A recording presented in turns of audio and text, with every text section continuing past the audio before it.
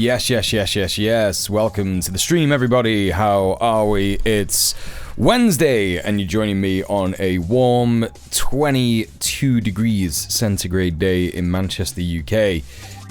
And we have got a bunch of hot news to get through. There's so much going on in the world right now. Welcome in, Johnny. How are you doing? It's good to see you. Welcome in anyone else who may be lurking away. We're going to be checking out the new Iran and Israel developments in the war. We're also going to be checking out some stuff from Britain, including the progress of Kneecap in Mo Farah's court proceedings, which was earlier today. And we are also going to be checking out some brain rot, but I have a feeling that we're going to fly through the news today because I don't have a lot of content to bring you. We're just going to go through the sort of main headlines.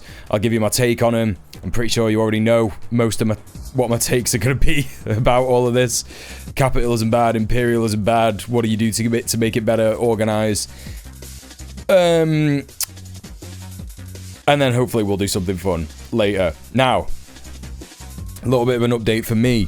I had a doctor's call today. He spoke to me about my fatty liver. He said, yeah, don't worry about it. It's all good, but you got to stop taking supplements. That includes protein shakes. So I will no longer be bodybuilding, or at the very least, I will be bodybuilding in a completely different way to before, which is kind of crazy. Because I don't know how I'm going to manage that. It's pretty difficult to do that without protein shakes, but got to look after my body first. Definitely your internal organs are far more important than how you look on the outside in terms of your health. Also my headaches, we've both decided, me and my doctor, that it is to do with my glasses and also to do with eustachian tube dysfunction. So basically, I don't know if anyone's ever noticed when they've been watching the stream, but my glasses, the Michael Walker ones that are like that, the circle, well, they're the only ones that I have at the minute. They're actually they've always been super tight to my head. Like, my head is too big for the glasses. Even as I'm putting a little bit of pressure on my temple on this side, I'm feeling like a bit of pain and pressure in the way that I was feeling when I was wearing my glasses all the time. So I've got to get new glasses. I don't know how I'm going to do that because I can't afford it. So I'm probably just not going to wear glasses for a bit. Or at the very least, I'm going to pull them apart a bit so that when I do need to wear them if I'm watching TV or something, I can just have them not put that pressure on my head. But yeah, it's also a combination of that and my eustachian tubes. My eustachian tubes are definitely not working properly, and I think that's a remnant of the COVID.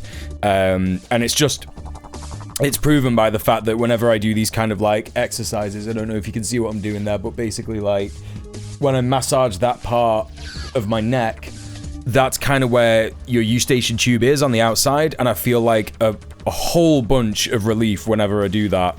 So it's obviously something to do with that. So the doctor prescribed me some steroids today. I took one dose of these steroids, and it was oh yeah, that's doing something. So that felt really good. So hopefully that'll go well with my health. So fingers crossed. But yeah, welcome everybody into the stream. How you doing, Johnny? Welcome in. How you doing, Middle Earth Marxist? How you doing, B-Rat? What else have I been doing? Yesterday I went to see Nine Inch Nails with my partner. I didn't have time to meet up with our friend 10 Tiny Kittens, who was also there, because it was just a bit of a nightmare getting there, and also it just didn't work out in terms of timing when we were going to meet and stuff like that. So that's unfortunate. So if you're watching this on the VOD channel, I'm sorry about that. I hope you're doing okay. I hope you had a good day today. I hope you got home safe. But it was a great gig. I love Nine Inch Nails, as most of you know. One of my favourite bands. Trent Reznor, based as fuck, knew what Marilyn Manson's deal was way before anybody else, other than his victims, and fucked him off pretty rapid. He looked a little sad, and I don't know if this is parasocial of me, but I know that he was a good friend of David Lynch's, and I know that he has strong opinions about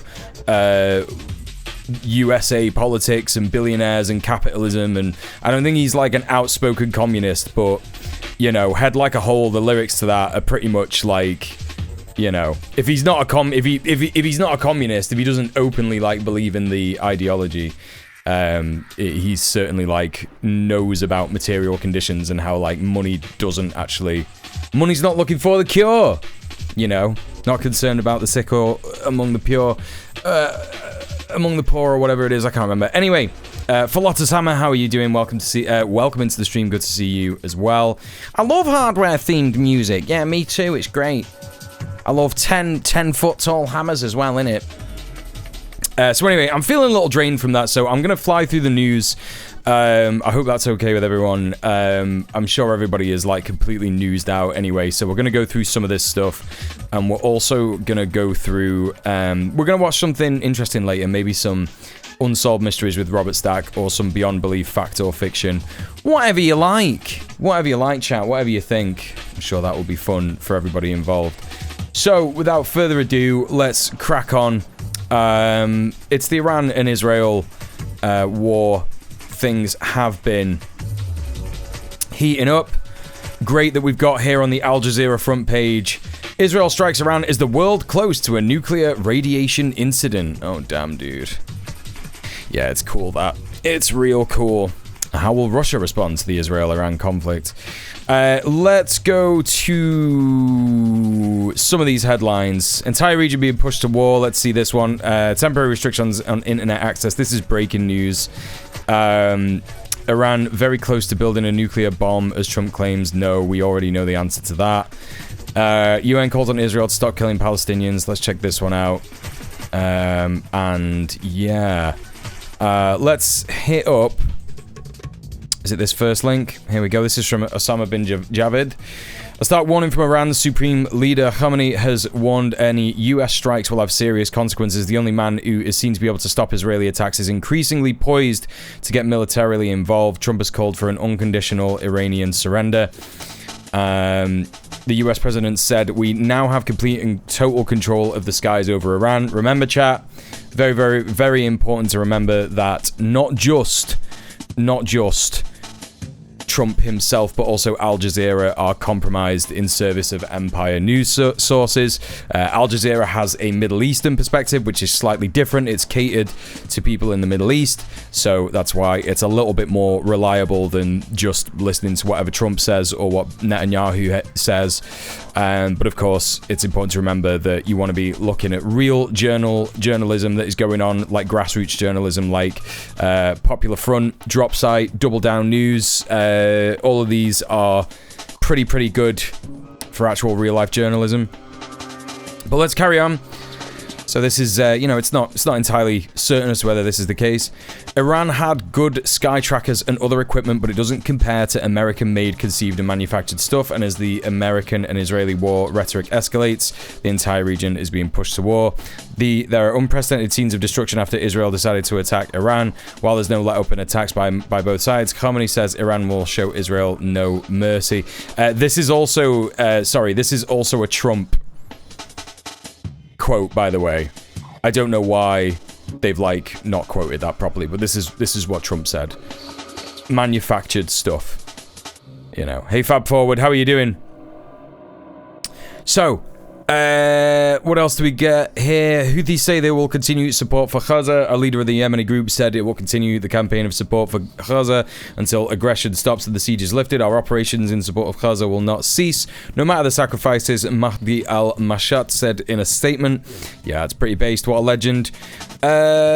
Let's see what else we got here. What is this one? The UN calls on Israel to stop killing Palestinians seeking aid in Gaza. The UN has called on Israel to cease attacks on Palestinians waiting for food aid in Gaza, which have become more frequent and more lethal in the last several days. Very important to remember, chat, that Israel is using this opportunity of the entire world being focused on the threat of nuclear war or wider conflict in the Middle East to escalate its extermination of Palestinians in Gaza and the West Bank. So please do not forget Palestinians. They are still suffering in exactly the same way, if not worse ways. They are trying to exterminate as many of them as possible while the world is looking away. The UN Human Rights Office in occupied Palestinian territory calls on the Israeli Defense Forces to immediately cease its use of lethal force around food distribution points in Gaza following repeated instances of shooting and killing of Palestinians seeking access to food there, the office said in a social media post. On Tuesday, at least 70 people were killed and hundreds wounded when Israeli tanks, machine guns and drones opened fire on a crowd waiting for aid near Khan Yunis. At least 38 people were killed in similar incidents on Monday, mostly in the area near Rafah in southern Gaza.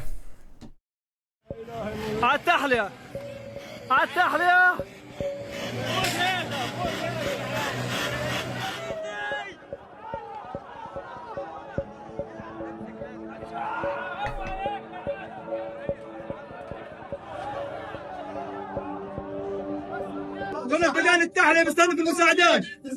اسمي سعيد ابو الابن عمري 38.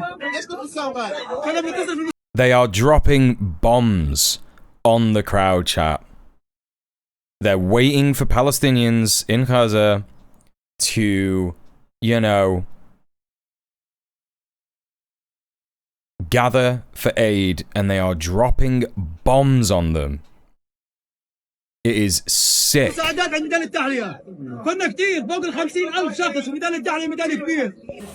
This becoming background news to the Iran show is so infuriating. Absolutely. It's just as important, if not more important.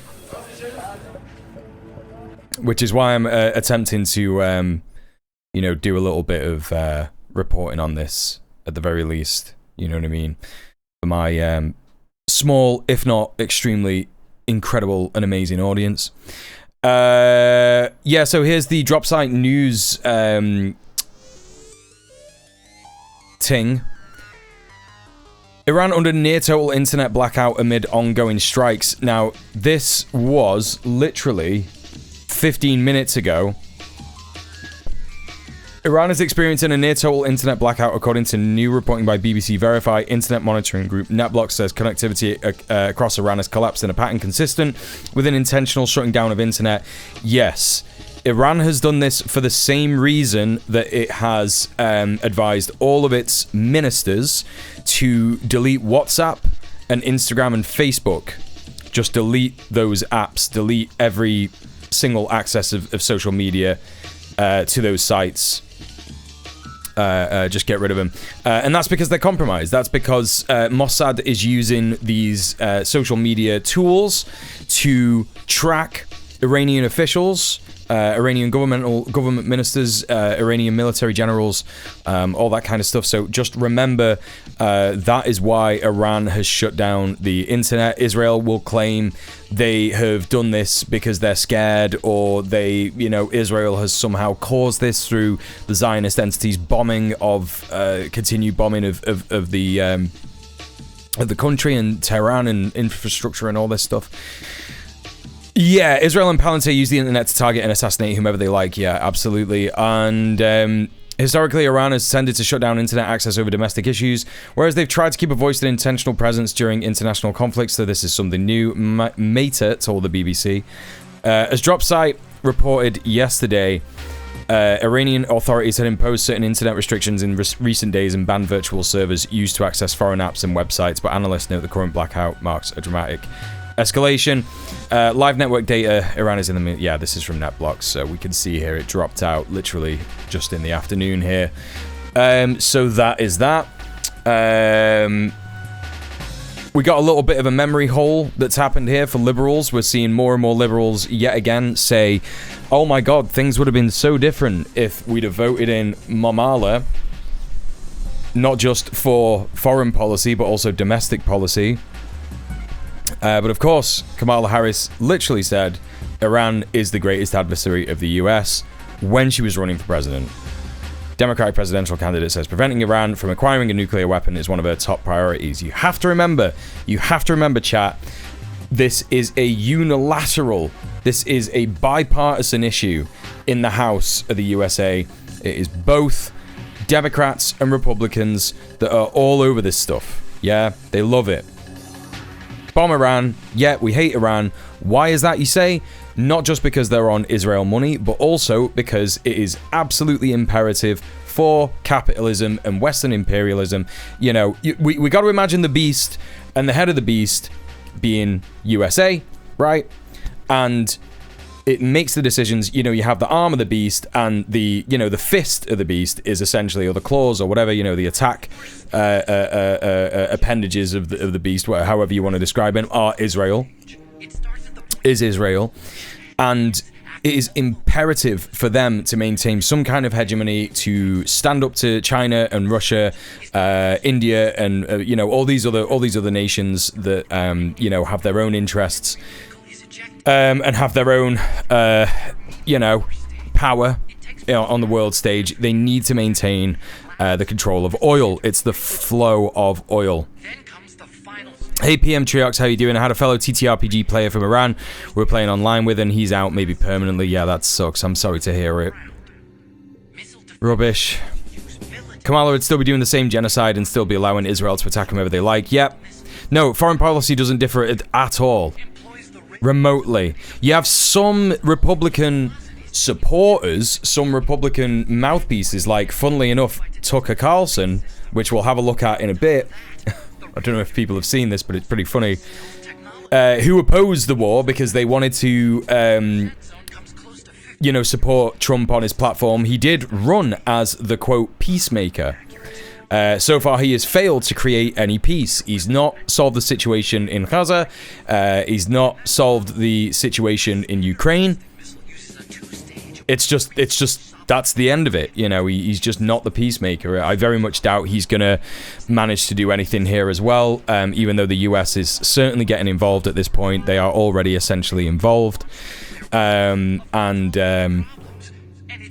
that's the end of it. Just remember, chat, you know, that there would have been no difference in the foreign policy of these two individuals. Tucker and Tulsi will be on board by Friday lunchtime. They always cave to imperialism. Yeah, maybe.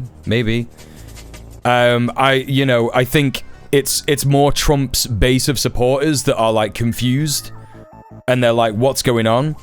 Because the majority of them are like, you know, super actually anti-Semitic, so they don't care about Israel. They don't care about Israel's actual, you know. You're not going to convince a huge base of reactionary, conservative older people who are racist, even to Jewish people, like absolutely to Jewish people, that doing what Israel wants is good. And if you try to explain to these people that actually the US is controlling Israel, they would be like, what? No, the Jews are trying to control us. It would be all that stuff, you know. And those are the people who are, you know, most sort of opposed to these wars amongst Trump's base. So just remember that, you know, this is it's a unilateral bipartisan issue. What do we got here? Beanie Gaby, how you doing? It's good to see you. I'm glad your friend got out of Tehran. PM Triox. Yeah, that's good. That's good. I hope more and more people can get shelter, and I just hope that there's a swift resolution to this war in the favor of Iran. To be honest, that's all I hope for, in favor of the wider Middle East, because that is the main issue at the moment. I'm gonna try and find the footage of this Tucker Carlson and Ted Cruz clash, because this is some funny shit. Is this on NBC? Is this only a minute? I'm happy to just play the minute of this clip. Are we getting no sound?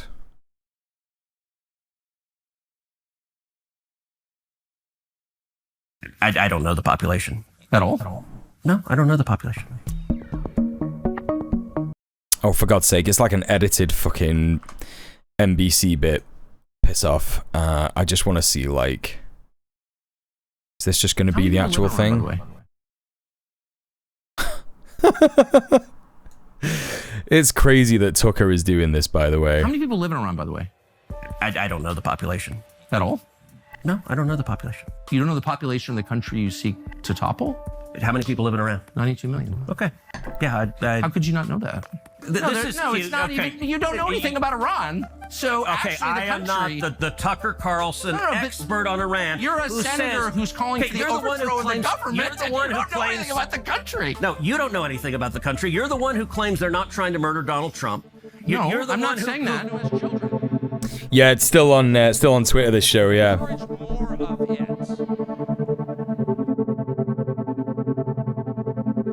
Yeah.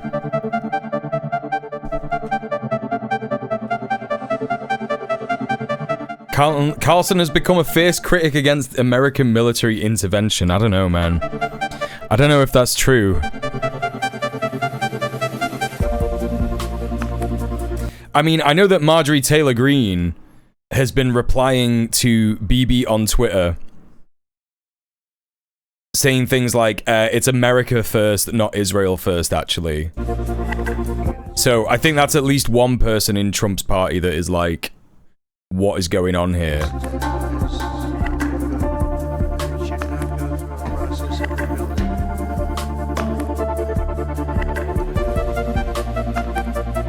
I'm really afraid my country's going to be weakened by this. I think we're going to see the end of the American empire, Carlson told Steve Bannon. Fucking yeah, let's go! Let's go, that's so good! Hell yeah, brother.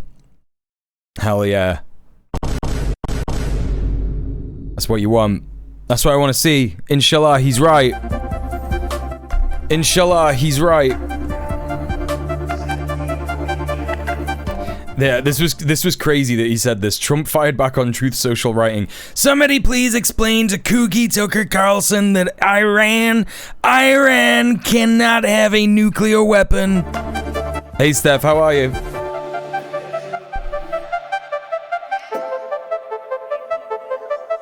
Yeah, MTG is not down for the interventionism stuff. This is crazy.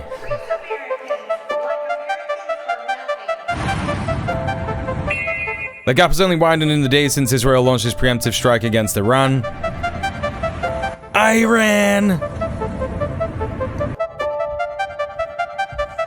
As American involvement seems more imminent. I saw a crazy video last night, chat, where 10 Iranian missiles got through the Iron Dome. 10. It was fucking crazy. Speaking of fucking crazy, I got a video here for you. This is footage of Mossad being chased out of Tehran, I think? Yeah, Tehran Qom Highway. A Mossad agent carrying explosives in a pickup truck was chased. This is fucking crazy footage. Check the fucking cops with the guns.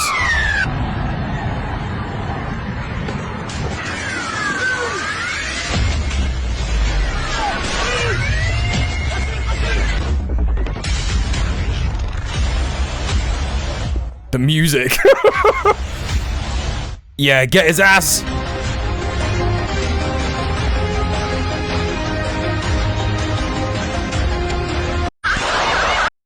There you go. There you go. Making gains out here, chat. Iran is making gains. This Zio here posting this video. POV, you wake up in Tel Aviv. Actually, it's called Jaffa. The shuk is empty. Many buildings don't have windows and doors anymore. LOL. People are trying to fix their places. Yeah, don't bother. Shops and bars destroyed. Nah. Did they re-hang queer pride flags on the destroyed shop front just to be like, just so everyone knows this was a gay bar. Just so everyone knows, you fucking Queers for Palestine losers, it was a gay bar. Yeah, this is what the evil Iran Empire is doing. Fucking sickos. I bet this woman even did this before she made this video. Shops and bars destroyed. Yeah, the Hasbara. You see that? The Hasbara. Look, Hasbara literally taking pictures for the propaganda here. Look, this is a soldier. He's taking pictures. Wait, look. He's got the camera. Look. Journalists everywhere, yeah. Look at everything that's been destroyed, but also it's not been destroyed, and we're really strong, and nothing bad is happening, and actually it's fine, and... Oh no, everything is chaotic. Oh no, dude. Oh, it sucks to reap, doesn't it? Sucks to reap. Feels great to sow. Sucks to reap, doesn't it? I don't know, man. Maybe you should go back where you came from.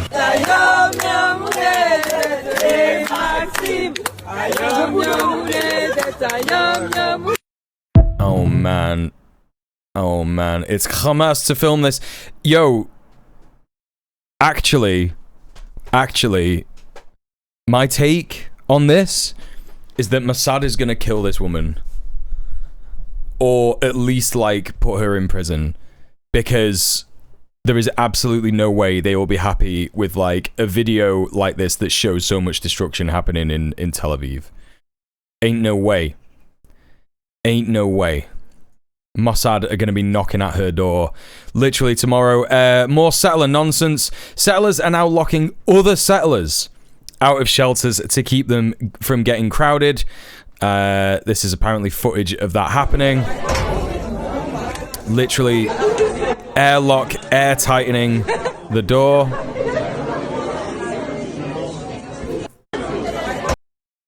Cool. Really, really normal society. Some UK stuff.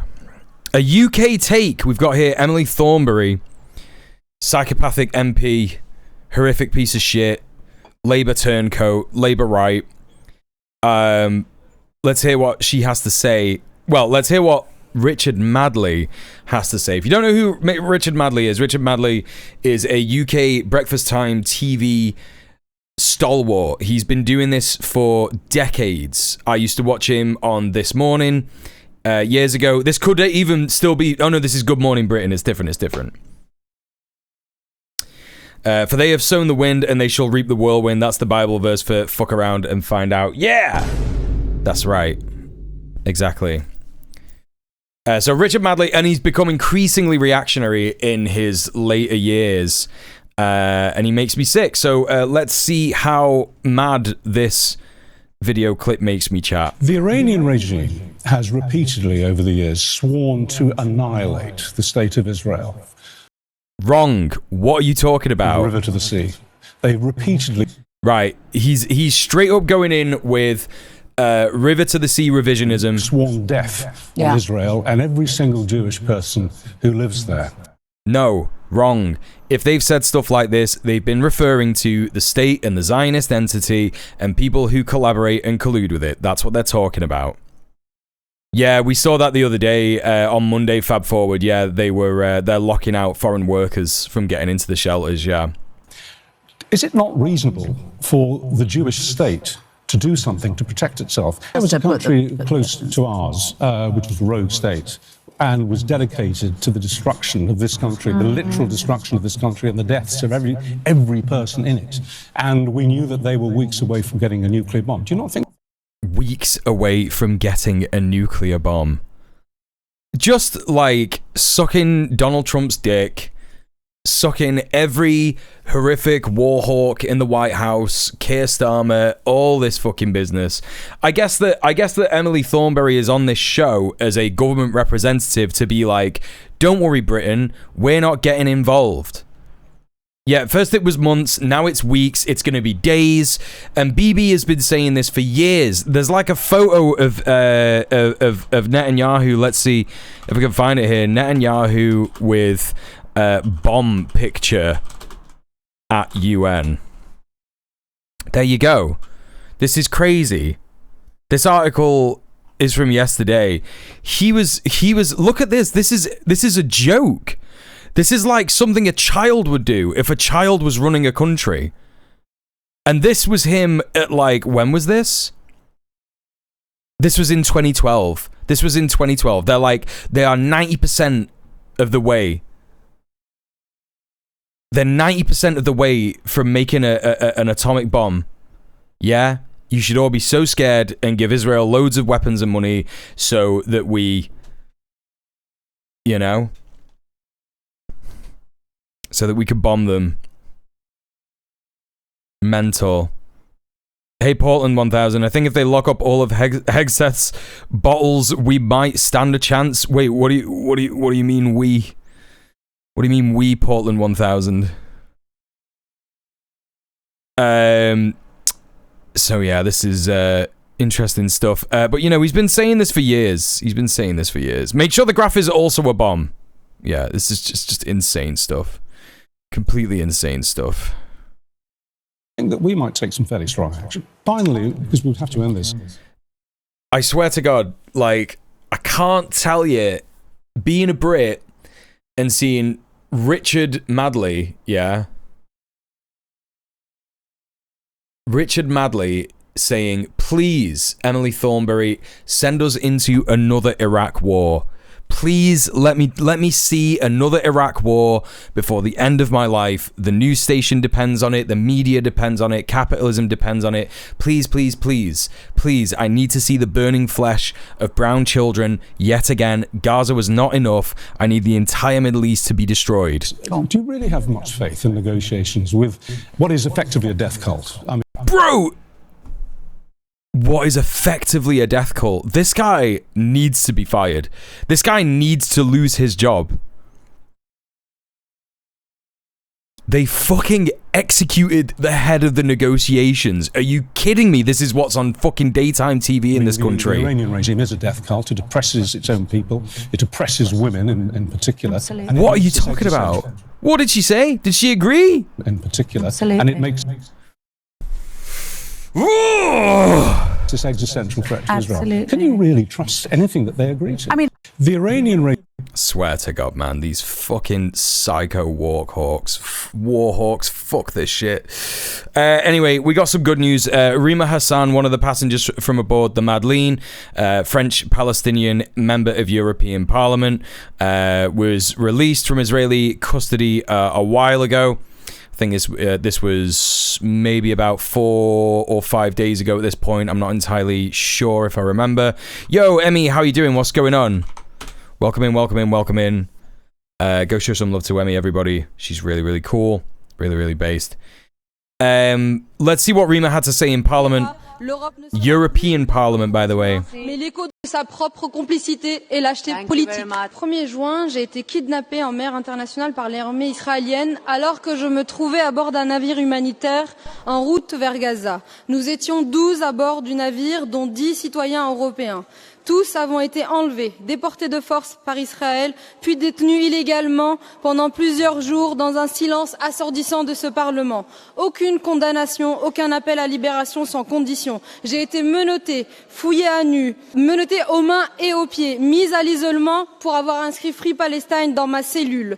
Je veux rappeler, au-delà de nos clivages politiques, chers collègues, que l'action de la flottille est parfaitement légale. Elle a été soutenue par 10 rapporteurs spéciaux des Nations Unies, des millions de citoyens européens, des centaines de parlementaires et des ONG internationales. Non seulement Gaza a le droit de recevoir de l'aide humanitaire, mais les États et les responsables politiques ont le devoir moral et légal de faire cesser la famine et le génocide qui y sévit. Ce silence, Madame la Présidente, est une faute politique grave. Il alimente l'impunité d'Israël et compromet la crédibilité de cette institution. Tant que ce Parlement se taira, l'Europe ne sera plus une voix pour les droits humains, mais l'écho de sa propre complicité et lâcheté politique. all right.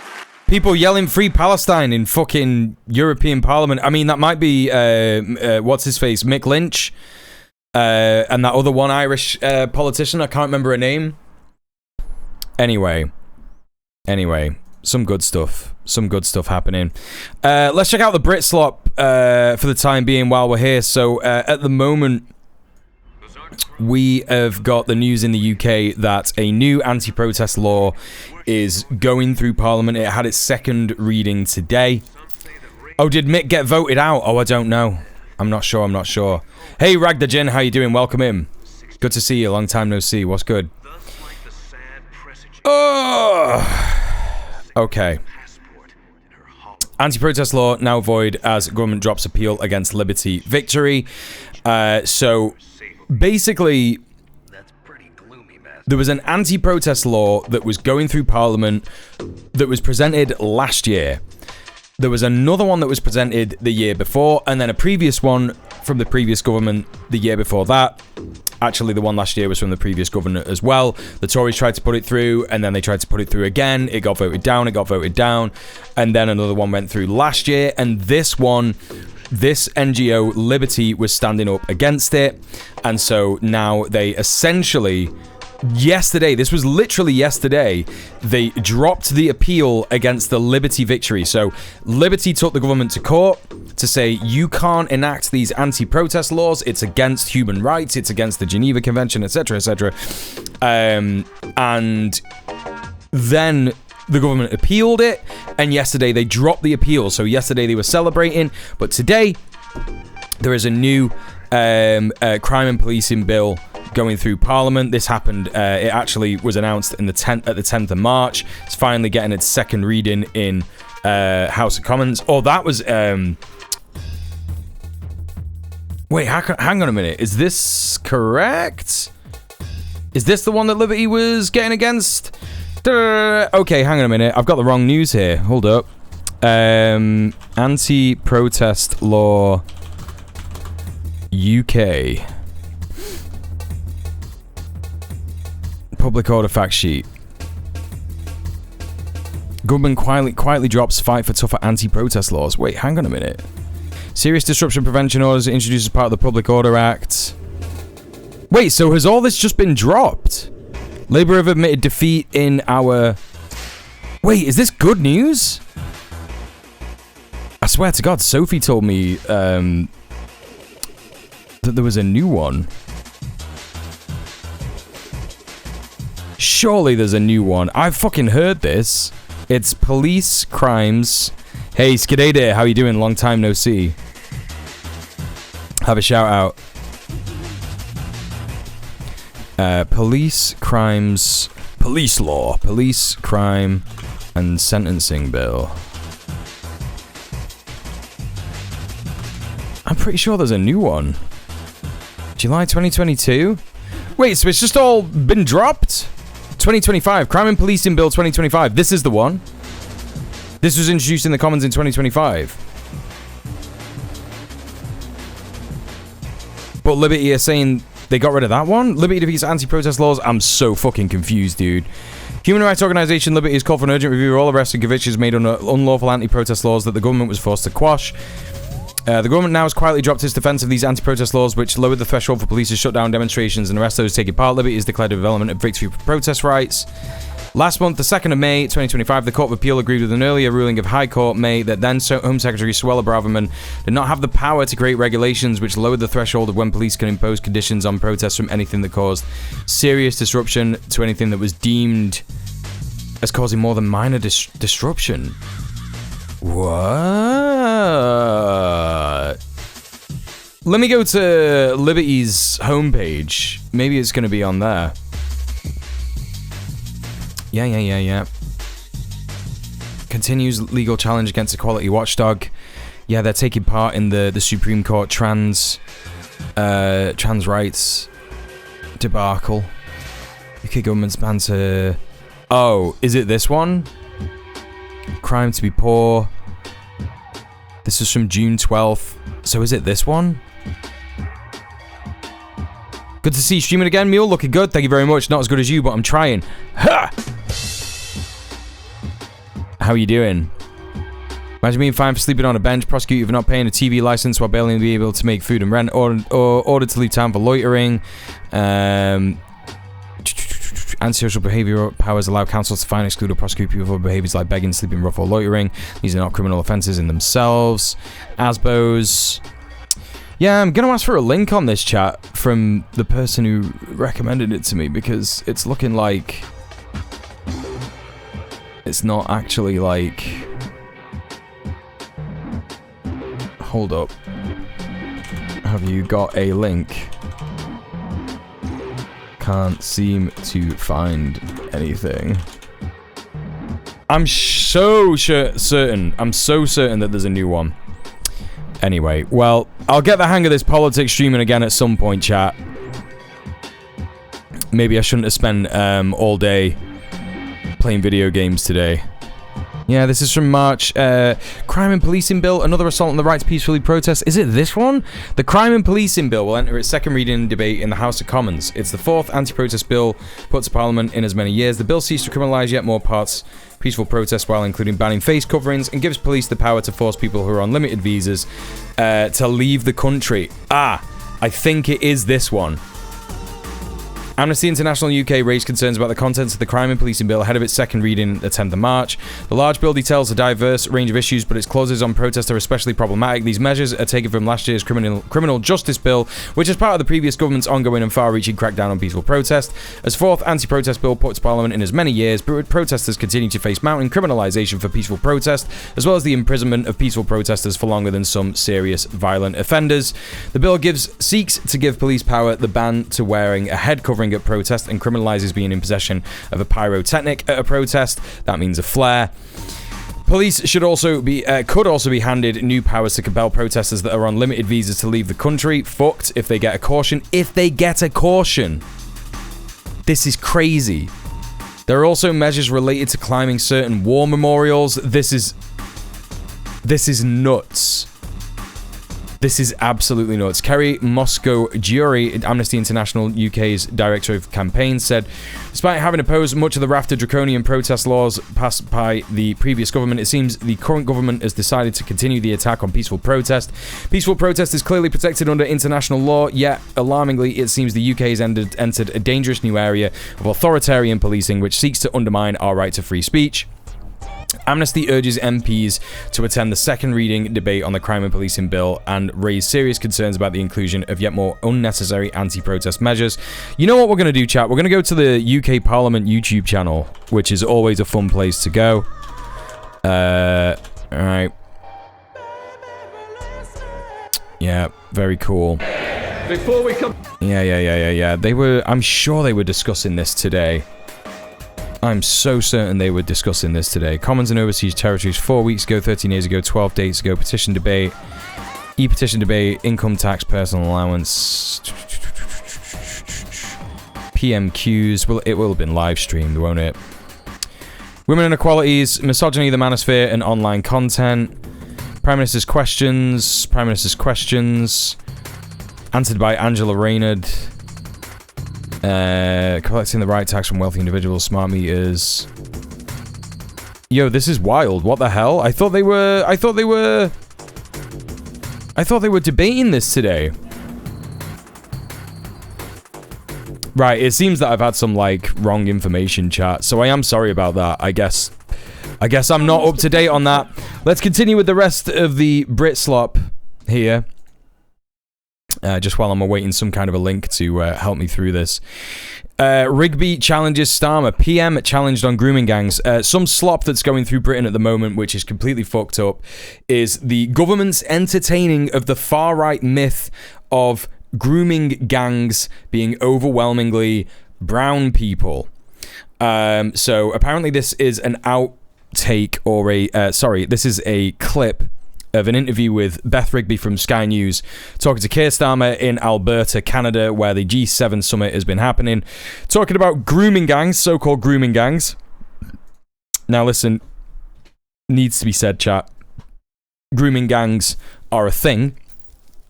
Grooming gangs meaning groups of paedophiles who routinely abuse children, share materials documenting that abuse, for their own consumption, and it is a disgusting, horrific thing. However, this is not something that is limited to people of colour. It is overwhelmingly white people, white cisgender heterosexual people who engage in paedophilia and grooming of minors.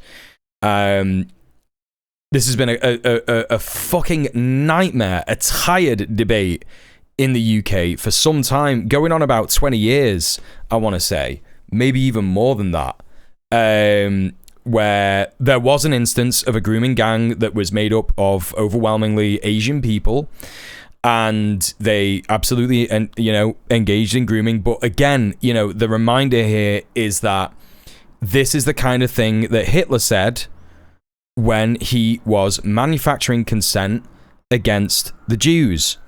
to make the people of Germany despise Jewish people. He said that Jewish people were grooming and raping young German women, right? Young German girls, young German boys, whatever. And that was a big part of the criminalization of being Jewish in Hitler's Germany. And they're trying to do the same here. They're trying to say that, scary Muslims are more likely to be pedophiles. It's simply not true. And there shouldn't be any change in policy as a result of this. It's insane that he's even entertaining this, but he is, of course, the new Enoch Powell. He's a piece of shit. And he is going to say some horrific stuff here, which I can't wait to react to. What about all the Tory grooming gangs that ran around during Thatcher's tenure? Yeah, not even just Thatcher's tenure, Blair's tenure. How do you be the shittest PM ever? Shittest British PM ever. It's such a deep bench, yet Keith does it, yeah. This guy's popularity is at an all-time low. Trump said to me yesterday as well. That something will happen on the Middle East. He's convening the Situation Room. He's told 10 million residents of Tehran to evacuate the city. That's not de-escalation. Right, hang on a minute. When is this from? This is yesterday. Trump went into the Situation Room yesterday and said, we're probably not going to get involved. I don't think that's true, by the way. I think he is going to get involved. But it's just crazy that this is the way that they frame this. It sounds like an American attack could be imminent. Do you know what's going on? Imminent. Well, I don't think you should read into that an American attack is imminent. He's calling the Security Council together. We had a 2-hour discussion with the President last night on the Middle East, on this very issue. And he is out of his depth here. Look at the way he's responding to this. This is crazy. As a result of that, the G7 statement came out. You know something, chat? Something that I will say, and maybe I didn't notice it when I was 13 or 14 when the Iraq War happened, but I seem to remember George Bush and Tony Blair being like proper fucking, yeah, this is it, it's game on, we're gonna fucking destroy those terrorists, now watch this drive. I'm so certain that they were like not stuttering or like worried or concerned. Trump looks like he has been taking extremely powerful opiates over the last couple of days. I don't know if anyone saw the flag raising stuff today. Maybe we'll have a look at that in a bit. But he was looking so tired, like he didn't want to be there, or maybe he's not sleeping. I don't know. Yeah, a 2-hour discussion with Trump is just so unlikely. What probably happened is they probably had a 2-hour discussion with American foreign policy hawks. That's probably what it was. Defense ministers and that kind of thing. That's probably the more likely scenario. I don't remember seeing like Western leaders looking this sort of like, the risk of the nuclear program. It's noticeable. Hey, Sorka. To self-defense and the need to de-escalate across the region, including in Gaza. So you don't think an attack is in his... Including in Gaza? What? And the need to de-escalate across the region, including in Gaza. So you... I was not expecting that. You don't think an attack is in his mind, or US joining Israel? You don't think well, that's in his the wording mind? of the G7 statement, I think, speaks for itself. And I sat next to the President for that 2-hour discussion as we were. I loved him. I sucked his dick. I gave him little pats on the back whenever he said something incredibly horrific and racist. Working through not just the issues, but the statement itself. So you're not worried about escalation? I'm clear that we need to de-escalate. But are you worried about escalation? Of course I'm worried about escalation, which is...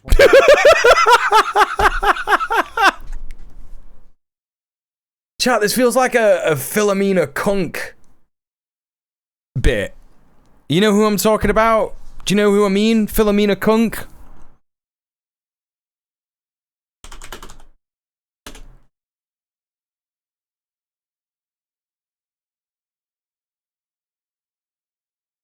To find out, I spoke to expert science man and former D-Ream keyboardist. To find out, I spoke to expert science man and former D-Ream keyboardist, Dr. Brian Cox. How will the world end? Well, the sun will run out of fuel in about 4 billion years or so. And actually before that, it will begin to swell up, expand. And so we think the Earth will get incinerated. Do you think we might be able to do something about it? Stop it being incinerated? Yeah, stop it being incinerated. Or the sun burning the Earth. Can't we put it out with a big hose or something? It's an inevitable consequence of the laws of nature. You're pleased with that, are you? You're happy with that? You can. This is exactly what's going on in this interview, I swear to God. My focus is on de-escalation. I'm worried about escalation in the region and the impact it would have in the region. I'm worried about the impact it would also have on Gaza, and I'm very pleased that the focus now is also on a ceasefire in Gaza, which I... What the fuck? What has happened? Worried about escalation in the region and the impact it would have in the region. I'm worried about the impact it would also have on Gaza, and I'm very pleased that the focus now is also on a ceasefire in Gaza, which I want. Okay, this is crazy. He's actually talking about Gaza and wanting a ceasefire in Gaza. Okay, either one or two things are happening. He's either been around Trump a bit and gone, this guy, he's just basically saying he wants a ceasefire and then just ignoring any questions about it. I'm going to do that. Or he's realised he's the most unpopular prime minister in a long time and gone, damn, I should probably do a U-turn on Gaza. I don't know, man. It's pretty difficult. I know that these guys are all bought and paid for by Israel, so it's extremely hard to see any kind of flip-flopping going on here. I think that's what he's doing. Which one? One or two? The Trump bit? Yeah, it's gotta be, right? It's gotta be. It's gotta be. It's just crazy to hear him even mention Gaza. You know? You think that they're trying to dump their shares? It would take him a lot to 180 on that. Yeah, it's crazy. It's crazy. For in coming days as well, but also the impact it's having on our economy. On our economy. Prime Minister, as a former prosecutor, you brought first... He's talking about the impact it's having. Is also on a ceasefire in Gaza, which I want to press for in coming days as well, but also the impact it's having on our economy. On our economy. Oh, chat, I'm not so sure. This could genuinely be capitalism overtaking the desire for imperialism. Possibly. I don't know. I don't know, man. If he's directly referencing the economy, what he's talking about is arms sales to Israel and how they're not making as much money as possible because of continued PAL action, possibly. It could be that loads of companies are divesting from Israel. This is interesting, chat. This is fucking interesting. Prime Minister, as a former prosecutor, you brought first prosecutions for child rapists 15 years ago. I just want to put that on record, your record. But your decision now to hold an inquiry into grooming gangs after refusing 6 months ago to do so has sparked anger. Kemi Badenoch says you owe victims an apology. That irritates you, doesn't it? You don't think you do owe anyone an apology? Yeah, no, I see what you're saying, Sorka. Frustration is on those that don't focus on the victims. I won't go over the last 15 years, but I brought the first prosecution. What has Ted Cruz just posted? To these grooming cases. Give me a link. I then changed all the guidelines in criminal justice. So does this irritate you? I then called for mandatory Does it irritate reporting. you that people are accusing you of not dealing with the situation? I try to remain courteous at all times, but when politicians... Sorry, I should have given you a permit, but it's okay, I still got your link. Such as Kemi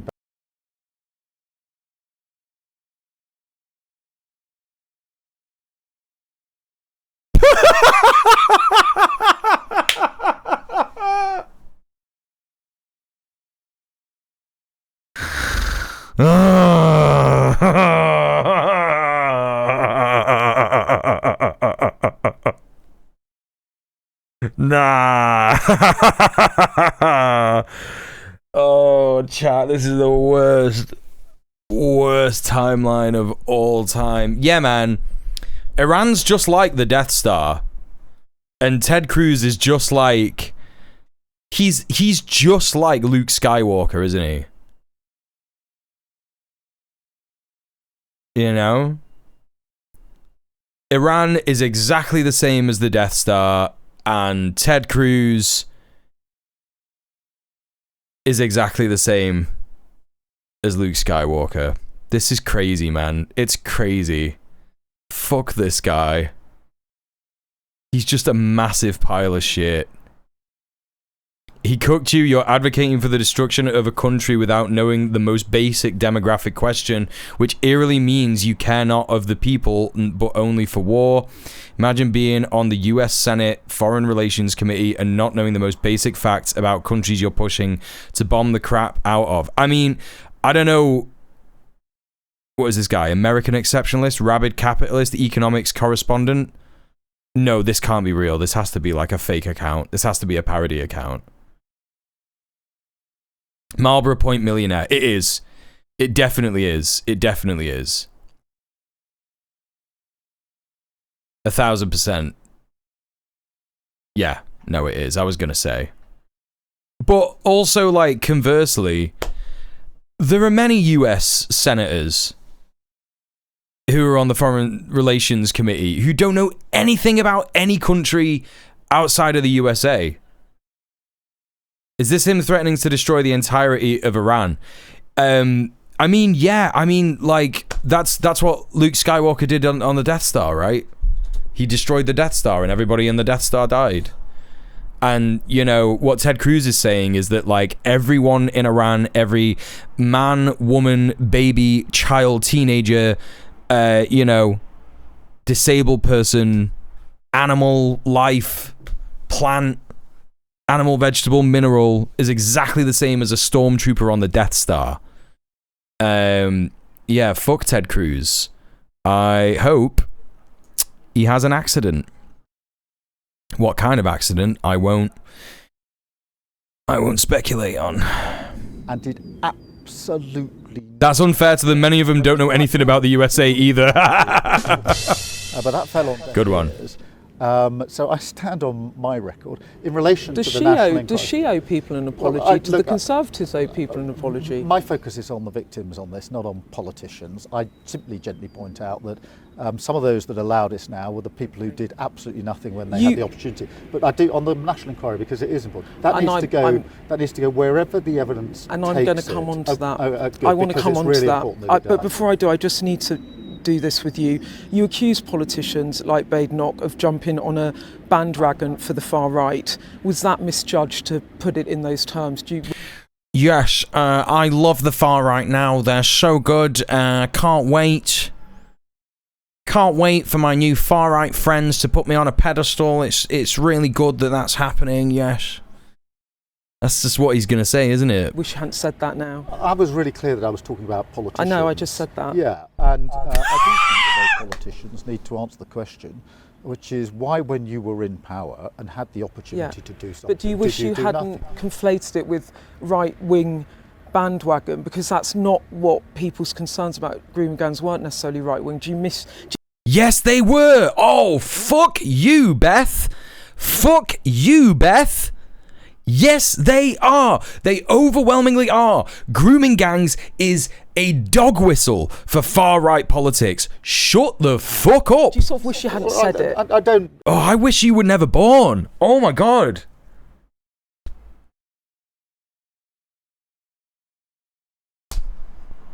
I'd say your country is cooked. It's my king also. Our PM is a knob as well. Listen, man. Listen, we're all cooked. We're all cooked under capitalism, innit? Do you know what I mean? All we got to do is get out there, organise, do what you can, volunteer in your local union, in your trade union, your tenants union, start building dual power, mutual aid networks, because the thing is that even if you're a doomer and you're like, oh my God, what if an atomic bomb gets dropped and we have an atomic war? Guess what? You might survive it. I know it sounds crazy, but there is a chance that people will survive it. I would say it's a larger chance that some people do survive it, because it's likely that if a atomic bomb gets dropped, it will be probably on Washington, D.C., or on Israel, or in Iran. And those are far enough away from a bunch of people to not affect everybody in the world.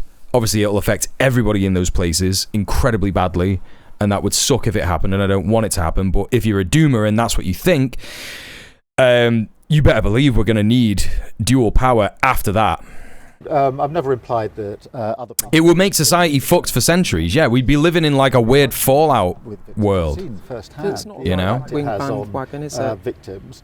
But I was calling out those politicians. I mean, I am frustrated in politics when people shout and scream a lot and do nothing when they got the opportunity to do it. It's one of the worst aspects of politics, in my view. Yeah, you'd know all about that, wouldn't you, Keith? Okay. Those calling for an inquiry had a point, though, didn't they? Because Casey's findings are stark. Disproportionate numbers of Asian men responsible for child sex grooming gangs. But her words do... Okay. I've been wanting to look into this. Casey report on grooming gangs, because every fucking politician, Baroness Casey's audit of group-based child sexual exploitation and abuse. The Home Secretary updated the House on the national audit on group-based child exploitation and abuse grooming gangs carried out by Baroness Casey. So every fucking politician at the moment is quoting this report. Where is it? Where's the report? 15 years of reports, reviews, inquiries, investigations. 17 pages in her report. Where's the report? Where is it? Are we going to get to read it? I don't want to read this fucking like shit that they said in Parliament. I want to see the report. Great, okay, so we're not going to see that then.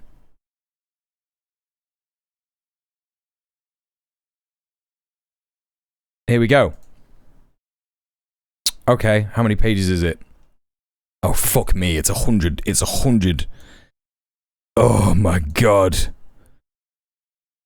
Jesus Christ. Alright. Forward. Executive summary. This audit is focused on group-based child sexual exploitation by grooming gangs. It is rare, but is one of the most horrendous crimes in our society. It involves multiple perpetrators coercing, manipulating, deceiving children into sex to create an illusion of consent.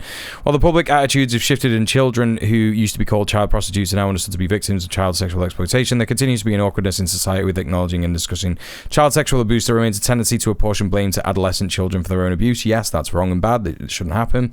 This audit is the latest in a long line of initiatives and measures looking into child sexual exploitation undertaken since the government adopted its first definition in 2009. Reviews, recommendations, strategies of child sexual exploitation raised the same issues repeatedly: system fails in information sharing, the need for more training. No, I'm just going to read this bit first. PM Triox. Collecting better data and information on perpetrators, including on ethnicity. Why?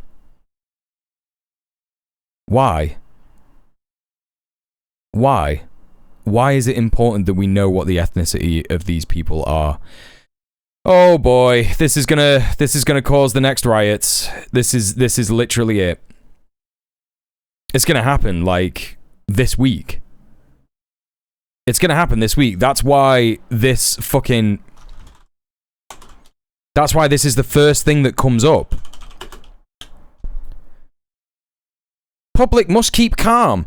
Public must keep calm over ethnicity of grooming gang offenders, says Louise Casey. The report author cautions against misuse of limited data, finding overrepresentation of Asian heritage men. Cautions against misuse of limited data, finding overrepresentation of Asian heritage men. So the person who wrote the report is saying... Public must keep calm over the ethnicity of grooming gang offenders. The author of a high-profile report is saying police data from one region suggested the race of child abuse subjects was proportional with the local population. Right, okay, so she's done the report, and it's found in the report.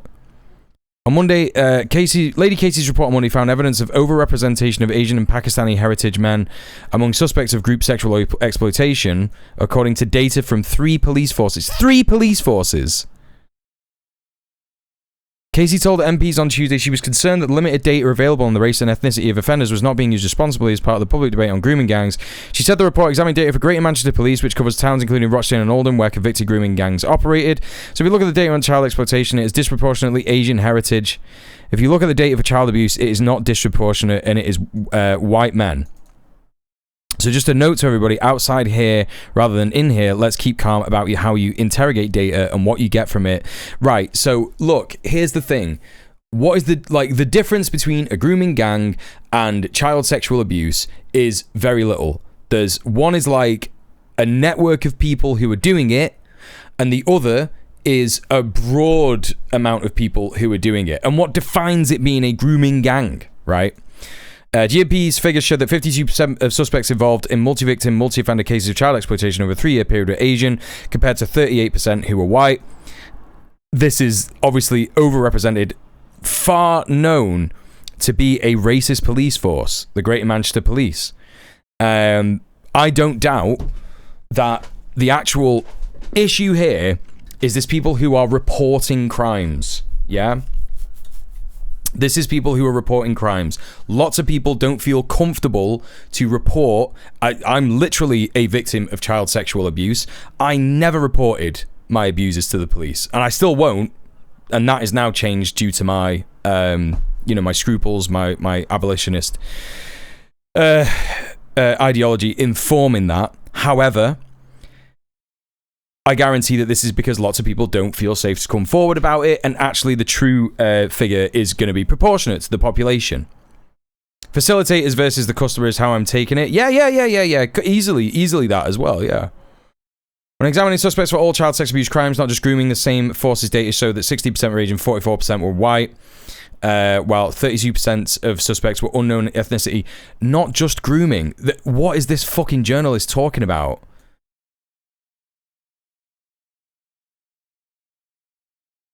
Are they talking about just like instances of sexual violence where it comes out of nowhere without grooming? I guess so.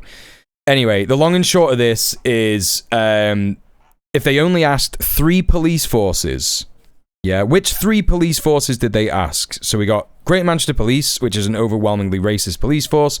It polices the racialized community.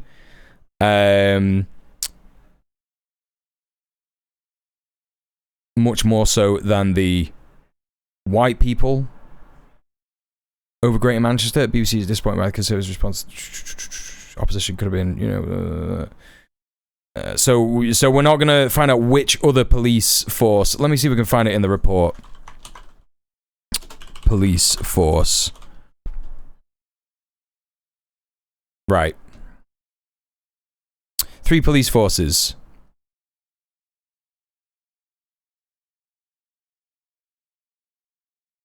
Right, South Yorkshire Police.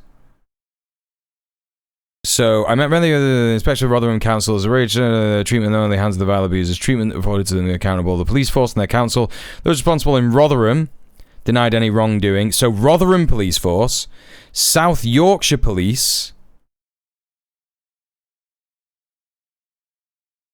and Greater Manchester Police. Is that it? What's this first thing? Grooming and coercion. Yeah, it's going to be sort of defining that and how it sort of works. External context. Convictions in Bradford and Keighley. Home Office published the tackling child abuse strategy. This is a timeline. The investigation. Use of colour throughout the following timeline text highlights recurring themes, system failures or improvements, risk and vulnerability, perpetrator ethnicity. Fucking hell, dude. This is just completely fucked. The problem is, even if this entire report is in completely good faith, yeah, which it's not, because Greater Manchester Police and South Yorkshire Police and Rotherham Police are small areas of the country. It's a tiny, it's like, what would I say, if Britain in its entirety, it would be like 5%, maybe less, 3% of Britain. And in England itself, it might be like 10% of the area. I don't even know if it would be any more than that. So it's a completely biased,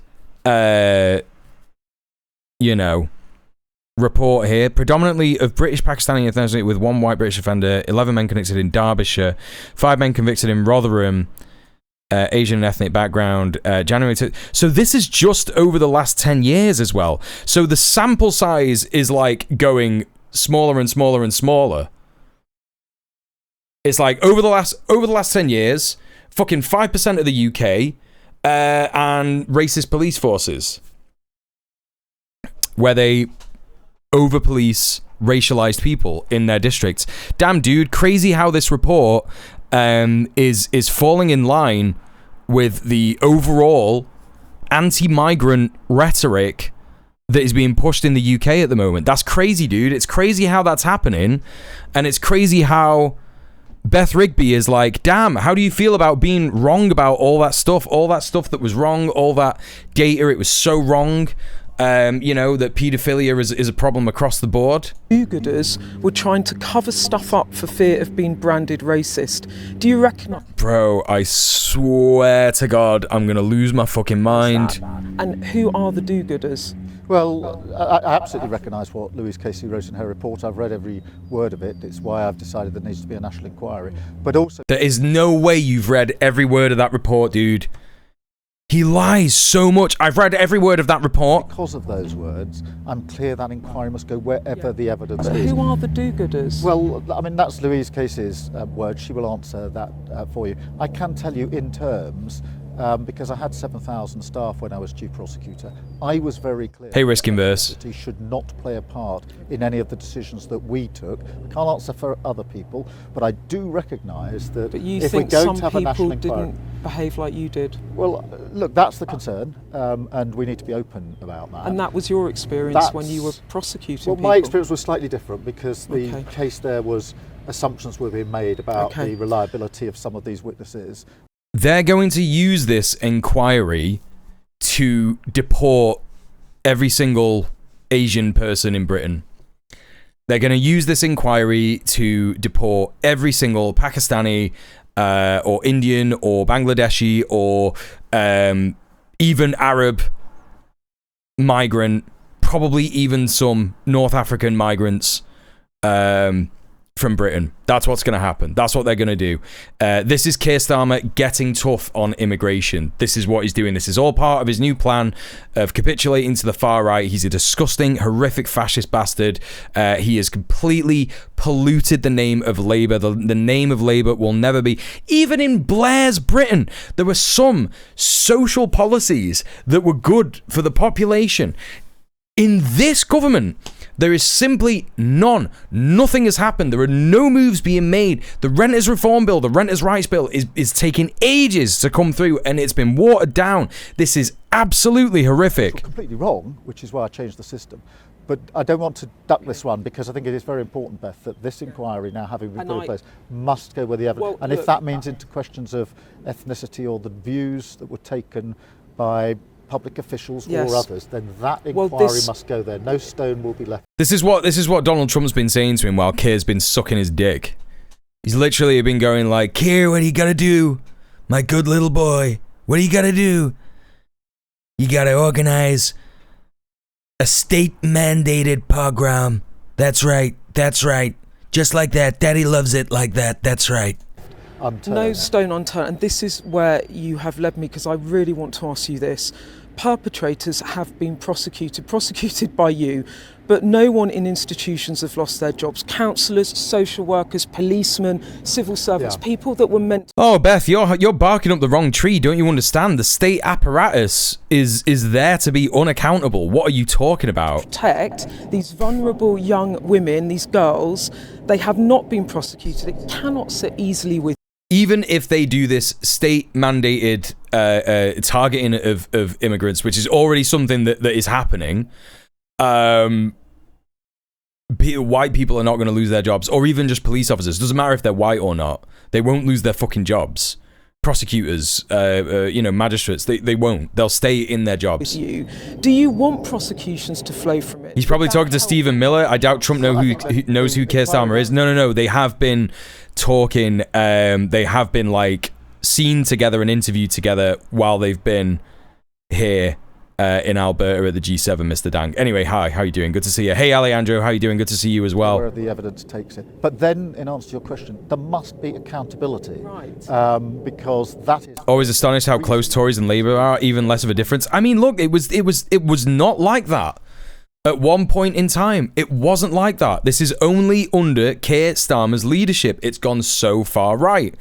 You know, the needle of the Tories were like, you had Neil Kinnock's government, which like did so many social safety nets in the 70s. He lost to Thatcher because he still wasn't good enough, and the unions were basically tightening their grip. We were so close to having communism in the UK. It is crazy. I'm absolutely certain that the only reason that we didn't have communism is because the US were, you know, meddling in our government. Maybe even fucking Israel at the time. I don't even know. But they absolutely destroyed the unions. You know, that was Thatcher's first thing. And then even in Tony Blair, I was literally just saying, even in Tony Blair's government, there were social safety net policies that were very good. Tony Blair's a disgusting person. He should be in The Hague. You know, he literally colluded in murdering 1 million Iraqi people, and I hate his guts, and I think he's a disgusting person. He shouldn't ever be allowed to speak ever again on anything political, ever. But at least his government had some social safety nets and domestic policy. Under Keir Starmer's government, there is simply none of that. There is simply no promise of social safety nets. Everything is like, we're doing austerity, we're doing it even harder, we're doing it even more than the Tories, we hate migrants, they're getting deported now, let's get rid of them. You know, it's crazy, man. It's crazy. I'm going to say here, X, Y, Z. What's your instinct? My instinct is there must be accountability. So you're happy for social work? You think these people should be held accountable? Social workers, policemen, people that failed? Where the inquiry uncovers failure or wrongdoing, then there absolutely should be accountability. And that is amongst the purposes of an inquiry. And it's a statutory inquiry, as you know. It is Democrat shit. You know, I saw this... You know, I've been saying this for the entire time that I've been a political streamer because, you know, I started being a political streamer because I was radicalized even harder. I was already left-wing. I was radicalized even harder after Corbyn didn't get into government. You know, Labour lost under Corbyn. You know, I saw the way that the party was being smeared. He was being called an anti-Semite. That was all Mossad and all Friends of Israel funding that made that happen. The Bill Clinton comparison will be more apt for Der Stürmer as the supposedly left-leaning party. I reckon so, yeah. Yeah. I was radicalized by Corbyn not getting into politics, getting into government, and seeing the failure of the electoral system to actually do anything for the working class. You know, the tightening of the grip around the working class. You know, 10 years of Tory policy absolutely destroying Britain, killing hundreds of thousands of disabled people. Like, it is unbelievable that is something that isn't even spoken about. The Labour government haven't even said they're going to do an inquiry into the hundreds of thousands of disabled people who died because austerity, the Tory policy of austerity, took their benefits away. And, you know, seeing that radicalized me, and then after that, all I thought that Corbyn was going to remain in his position as leader of the opposition. He left. There was a leadership vote. I was so hoping it was going to be fucking Rebecca What's-its-face. I can't even remember. But as soon as it was Keir Starmer, I was like, this is over. It's a joke. This guy's going to ruin the fucking party, because I knew he was in with Labour Friends of Israel. I knew that he was the shadow Brexit secretary, and Brexit is what lost Corbyn the election. It certainly was the smears from Labour, but I'm absolutely convinced that Keir Starmer being the shadow Brexit secretary and saying, no, we need a people's vote. We need a people's vote. Corbyn was hard on Brexit, but he wasn't hard enough. He should have got rid of Starmer and said, no, I'm sorry, we are doing Brexit. You know, that's what the people voted for. It was a slim margin, but who cares? You know, there's a reason for us to do Brexit. Brexit under a Corbyn government will be good. You know, under a Tory one, it will be bad. And I knew that this was the case. I knew it was going to get worse. And what we're seeing is the Americanization of British politics. It's been happening since 2001. And it's only going to get worse until we stand up and do something about it, until we create dual power, until we organize, join your local trade union, join your local, not your local trade union, join your trade union, whatever trade you do, join your local tenants union, create mutual aid networks. We have to stand up and look after each other because the governments of the world will not save us, especially during the decline of empire, which we're in currently. It will simply just get worse. It's very possible that even if the US, with European support in Iran, might lose, possible, because Russia might get involved. It's very, very possible that Russia will be like, okay, it's time to have a go at Poland, and then Europe will have to focus on Poland, and then it could be a world war. Who knows? Morgan McSweeney and Blue Labour have essentially performed the parasitic coup of the Labour Party. I've not heard much about that Morgan McSweeney, but I've heard that like his involvement is overrated and it's more to do with like Labour Friends of Israel.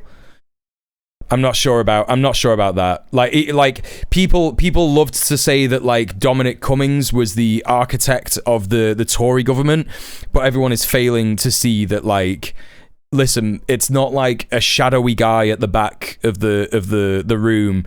It's literally just these horrific hawks who are desperate for capital. They don't give a shit. All they want to do is exploit as much money as they possibly can out of the dying system that they can get away with. And then when there's a revolution, they'll run away and hide. You know? Yeah, Russia said they won't in Iran, but there are definitely other angles. Oh, absolutely, yeah. Yeah, 100%. Absolutely. Yeah, the unfortunate reality is that we live in an extremely boring dystopia. That's it. The point is keeping Russia distracted with Ukraine. It was always bait from NATO. Yeah, for sure. For sure. But I think that Russia is playing with Ukraine. I'm not going to lie. And I think that genuinely, they probably could expand into Poland. Like, they could target some strikes in Poland easily. I don't know. It depends. He was a major driving factor in how it actually happened and has remained a prominent, if understated, position as a result. Okay. I don't know. Yeah. When I looked at the stuff about Morgan McSweeney, it just seemed like fluff piece. Do you know what I mean? It just seemed like a bit of fluff. It was like, oh, this one advisor is responsible for Keir Starmer's major failings, but to me, I think that's I think it's making excuses for him. Evidence and witnesses, because it's important that it is comprehensive. It's important that it gets to every single issue, and as part of that process, there's accountability for individuals who did wrong. Okay, PM, I'm out of time, but you're about to be Prime Minister for 1 year. So very quickly, one-word answers. Can you tell viewers the one thing you're most proud of and your biggest mistake? Oh, what are they going to be, chat? Come on, Brits. What do you think it's going to be? What do you think it's going to be? What's he going to say? What was that thing that he used to say ages ago? He used to say, we're making money for the shareholders, or something. Like, it was something to that effect. He's going to say his biggest mistake is not being harder on immigration. I know he's going to say that. I think we should have gone tougher on immigration. We should have gone faster and stronger and harder.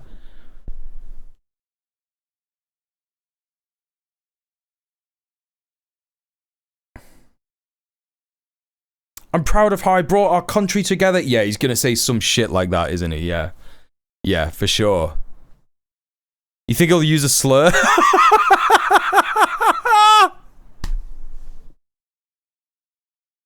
You know what?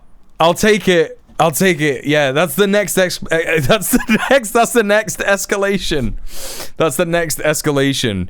Keir Starmer's gonna drop the N-word for reform. He's gonna drop the N-word. If he did that, by the way, if he did that, reform voters would call him a racist. That is what would happen. They would be like, we can't have this racist in government. We can't have this racist in government. He's not going to get rid of all the small boats.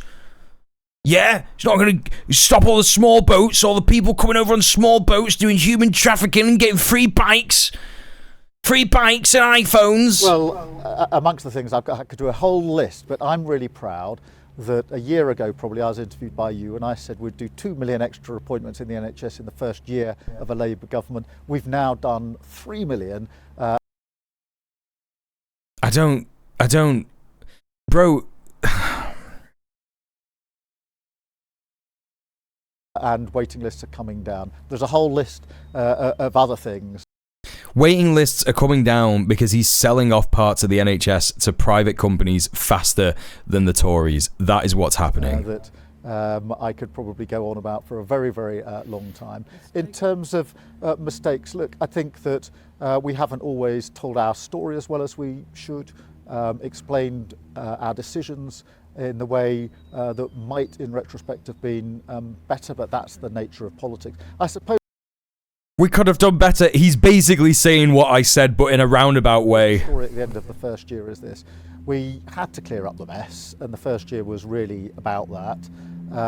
But as we now turn into the second year with the spending review, now's the time we can show that having cleared up that mess, taken those tough but necessary decisions, now you can see in the spending review. Having taken those tough but necessary decisions to kill more disabled people. With the investment we're making in our public services, in our infrastructure, in our jobs, apprentices, you name it, you can see the difference that a Labour government made. Okay, Prime Minister, thank you so much for your time. Appreciate it. Thank you. Oh, slop. Slop. Just simply slop.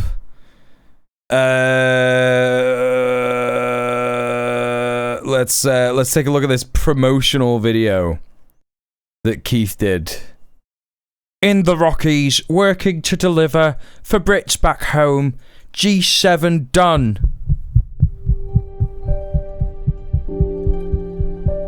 What is going on, bro?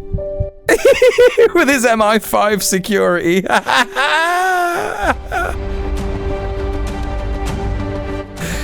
Oh, this is so bad. Oh, hugging Zelensky. Gotta get that in there. He's sitting right next to Zelensky. Right next to him. Sitting with Donald Trump. Standing with Donald Trump. Signing an agreement. Trade agreement. With Ursula von der Leyen. Oh my god, was he sat with Maloney? Oh my god, dude. Oh my god. Fascists in a fucking bed together. Every single one of them. Scum of the earth.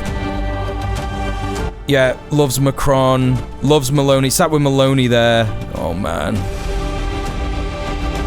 It's super American. I told you. It's the Americanization of British politics. That's what all this is. Oh my god, it ends so badly. Oh my god, what is that fade?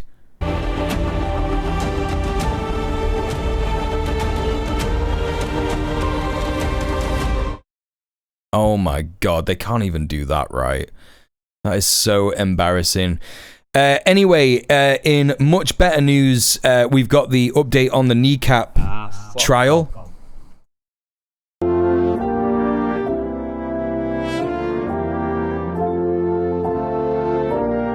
Fuck up.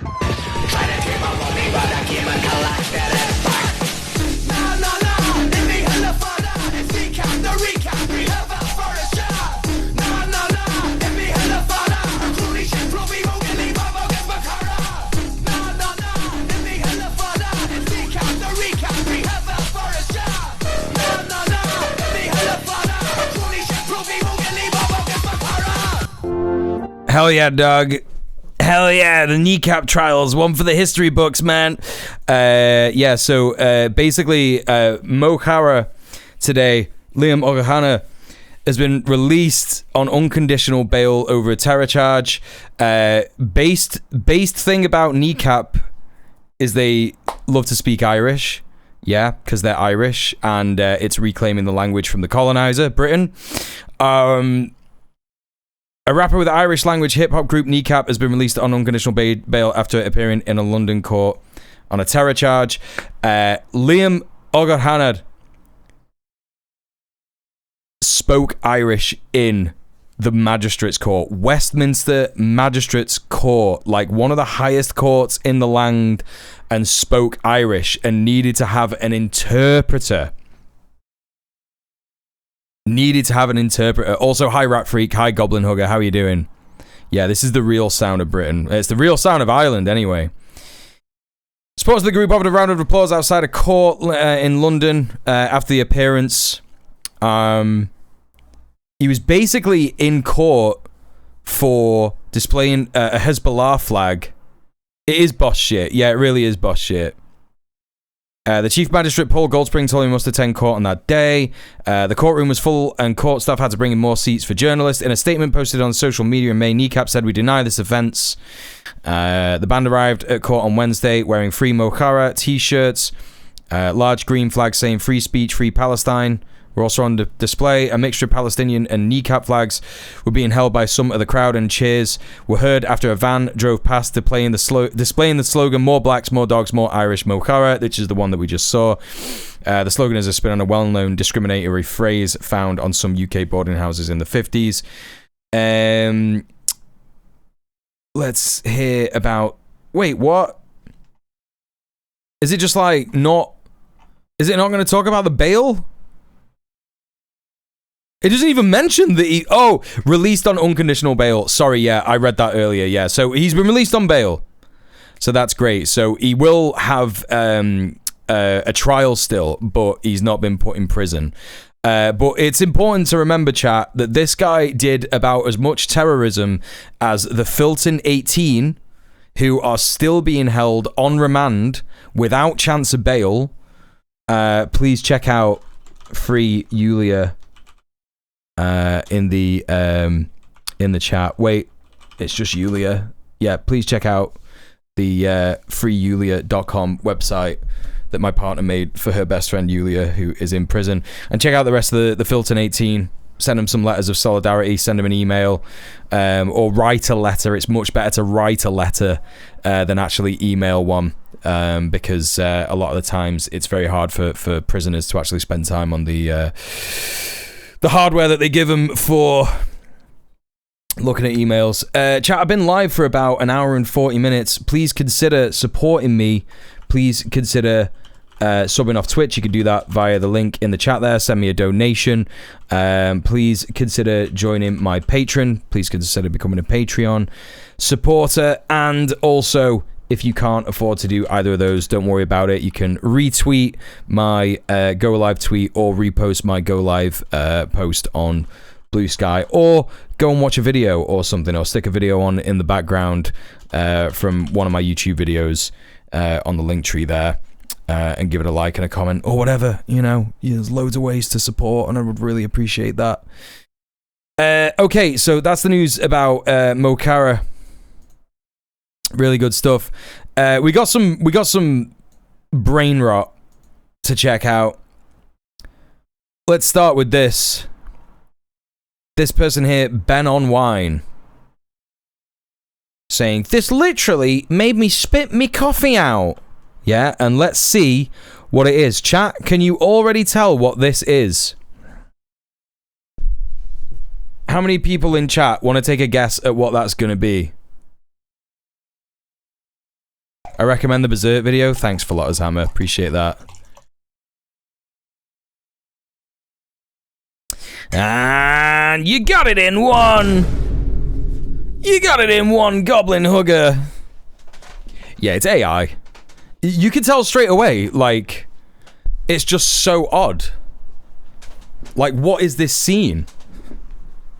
Like, look at what's going on here. You got... Oh! That's not loud enough, is it? Hold up. That's not loud enough.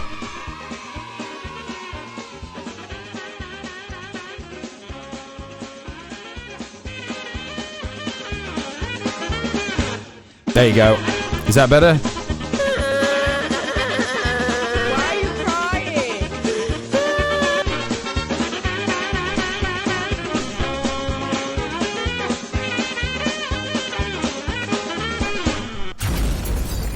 Fuck the police. Kakil Steph, thanks for the 1312. Oh, I thought there was... Shadon Fallostein. Shadon Palestine! You know it. You know it, Queen. Thank you so much for the 1312. Thank you for subbing off Twitch. Thank you for supporting the stream. Appreciate you. Okay. Let's have a look. at this absolute slop garbage. And who would you say is your favourite political party at the moment? None of them. They're all fucking shite. Every single last one of them. Right, you could tell here, just by the face, it's so bad. And also, this is like not a British accent. So I guess what we're learning about AI is that it can't do rain and it can't do British accents. It's fucked for making UK content. It's absolutely fucked. Should we get the Tom Cam on? Everybody. Is that something I can do? I think it is. In my new setup. I think I've just plugged it in. Is that the right one? Yeah. Yeah, should be right. Right. I'm trying to turn it on. Hold up. It works, but I need to somehow. Will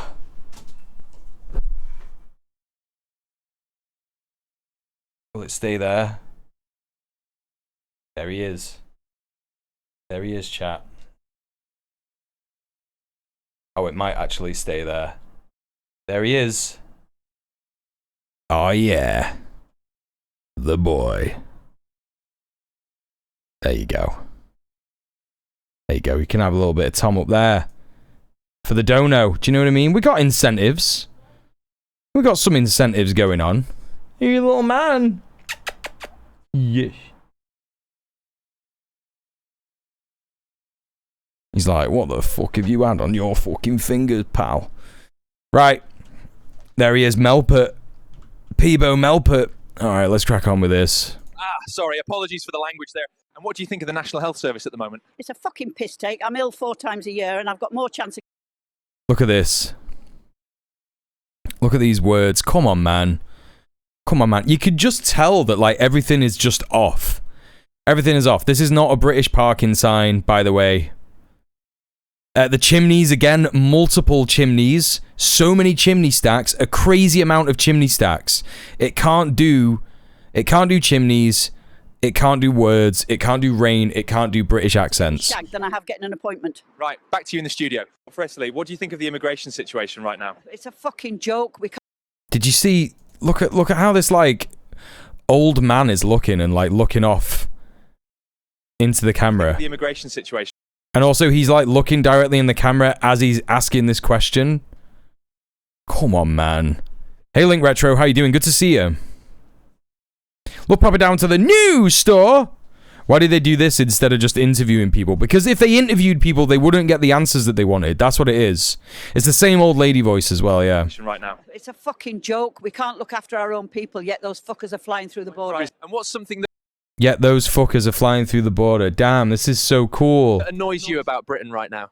I want my fucking pension and winter fuel payments back, that's what. Right, thank you for that. Also, I want my mouth to stop gluing together. I want my mouth to stop gluing together. Oh my god. Look how they massacred my boy. Oh my god, look how they fucking massacred my boy. Oh my god. Chat. This is unbelievable. Nah. Nah, man. Come on. Ain't no way. There is no fucking way this AI shit is gonna work. In what? Live various locations? Come on, man. Try harder. I swear to God.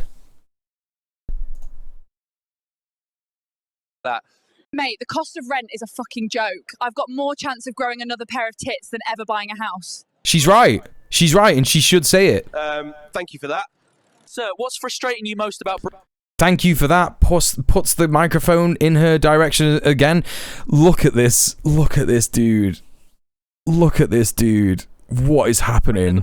It's fucking impossible to survive. Everything in this shithole costs a fucking fortune now. Oh, sorry about the language there. And what do you make of the British... Oh my god. Is Pret an actual store? Wait.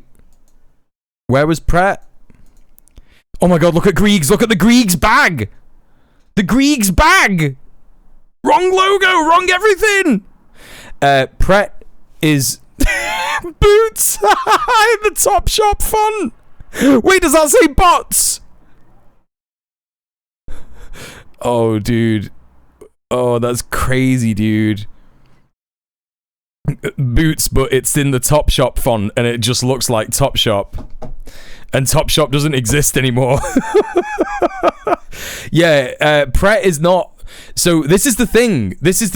It will be the AI, the large language learning model will be like, British stores, let me look at conversations that Brits have had on WhatsApp or other messaging devices where I can scrape data from about shops in Britain. Oh, they keep referring to Pret. So Pret's a real store. No, people call Pret-a-Manger Pret. That's what they're talking about. Fucking hell, that's so insane. This one is crazy. This one is just like one of the worst things I've ever seen. What's frustrating you most about Britain at the moment? It's been impossible to survive. Everything in this shithole costs a fucking fortune now. Oh, sorry about the language there. He doesn't even react properly when the swear happens. The swearing is unnatural as well, yeah. It's all unnatural, isn't it? It's just all crazy. And what do you make of the British weather? Just looks so uncanny. Shit, always has been. Cold, wet, miserable. It's like living in a damp sock. I've seen sunnier funerals. And how do you feel about council tax at the moment? Fucking robbery. You pay a fortune every month and can't even get a copper to show up when you're getting burnt. That person is not old enough to be paying council tax.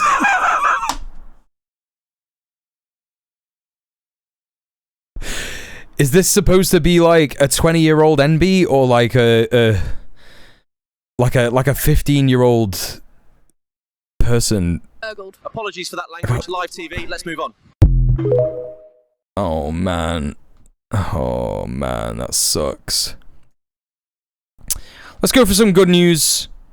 This was a post I saw before. This is about the ICE protests. Young Remainer live streamer, yeah.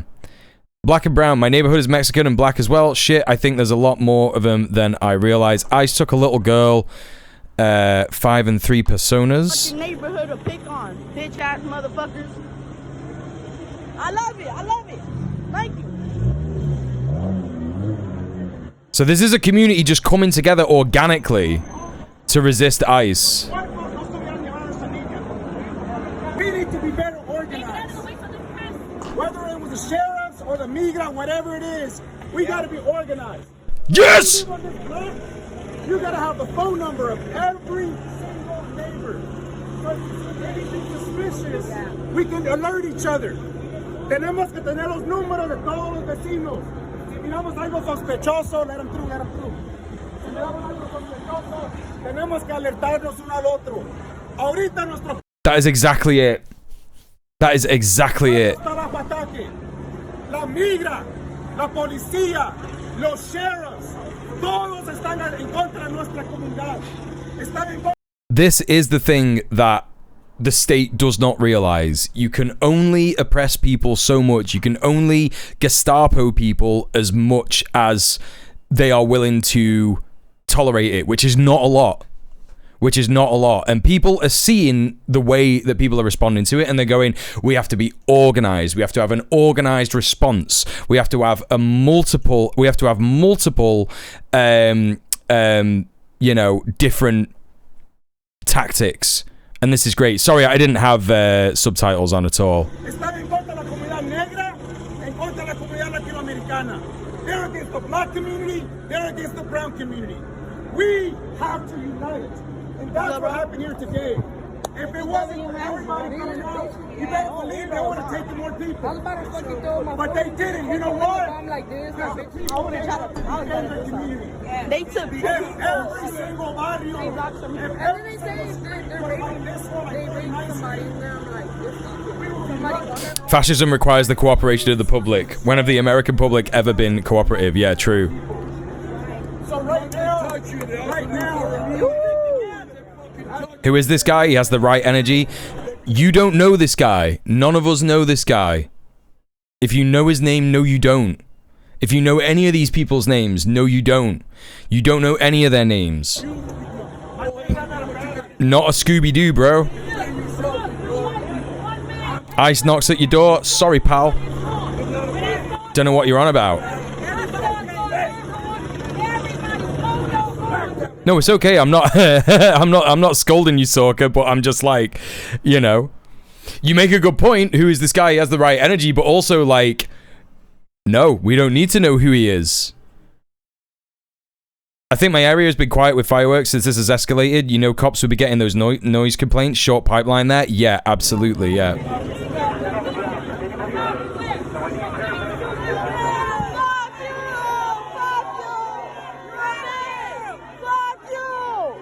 No, of course you didn't. I know, Sorka. I know.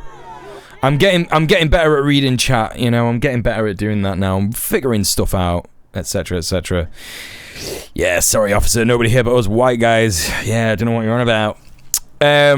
Yo, so that's cool. We got a next bit of activism, which is more relevant to the Cass report and UK Supreme Court stuff. There's also some more UK Supreme Court stuff that I'm going to just bring up in my email. Just hang on a second. I'm just going to bring that up on another screen. Got high hopes for LA. Yeah, me too. I don't know if protests are still going on in LA. Let me take a look at this Good Law Project link. Yeah. This is important. This is about trans news in the UK and the EHRC guidance as a result of the Supreme Court ruling on single-sex toilets and stuff. So, Friends of Red Planet, the Good Law Project, have reported today that the EHRC has backed down on single-sex toilets. The EHRC's interim update unleashed chaos after the Supreme Court's transphobic decision, but now the Commission says it was only some observations and rose back on its demand for single-sex toilets. Informal pre-action correspondence in response to Good Law Project's letter. Lawyers for the Equality and Human Rights Commission, the EHRC, have abandoned its previous position that employers are obliged to provide single-sex toilets. The EHRC's interim update stated and still states that in workplaces it is compulsory to provide sufficient single-sex toilets, but its pre-action response to Good Law Project concedes that what it meant to say was that where separate facilities are lawfully provided for men and women, this means for biological men and women, our emphasis, and that where that toilet is a separate room, the door of which is capable of being secured from inside, the employer will satisfy its obligations. Wait, what does that mean? Where separate facilities are lawfully provided for men and women, this means for biological men and women, our emphasis, and that where a toilet is in a separate room, the door of which is capable of being secured from the inside, the employer will satisfy its obligations. In other words, an employer does not need to provide single-sex toilets. Hell yeah. There you go. Great. It's unworkable. This kind of discrimination is completely unworkable in the modern day. It's just unworkable. And if it's forced through, people will resist it. That's the end of it. Good Law Project will argue before the High Court that even EHRC's modified position remains wrong. If an employer chooses to provide separate facilities for men and women, it does not need to provide them on the basis of sex assigned at birth. There has also been notable softening of its tone. In the interim update, the EHRC emphasized that this update is intended to highlight the main consequences of the judgment. Employers and other duty bearers must follow the law. Many employers read that as a threat and took immediate action against their trans employees, with very serious consequences in some cases. The EHRC also emphasized that for the purposes of its consultation, the Supreme Court made the legal position clear, so we will not be seeking views on those legal aspects. But its position now is that the interim update was merely some observations, brief and high level, which were contained in the section of the website titled Media Center as News, which is distinct from and separate to the guidance and advice section of the website. What? They were like, nah, dog. When we released that statement, which really seemed like actual guidance and changed guidance, it was just a post, actually. Come on, man. Jesus Christ.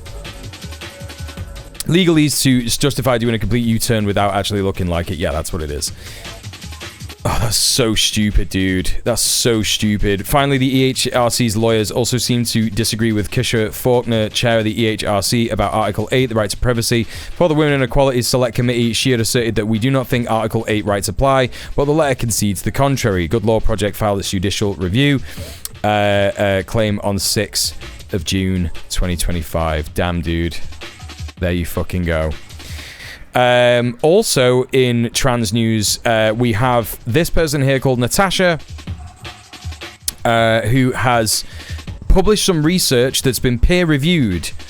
The Journal of Gender Studies, Harming Children, the Effects of the UK Puberty Blocker Ban. So this is set to purposefully stand against the CAS review, which is not peer-reviewed, and has received worldwide condemnation.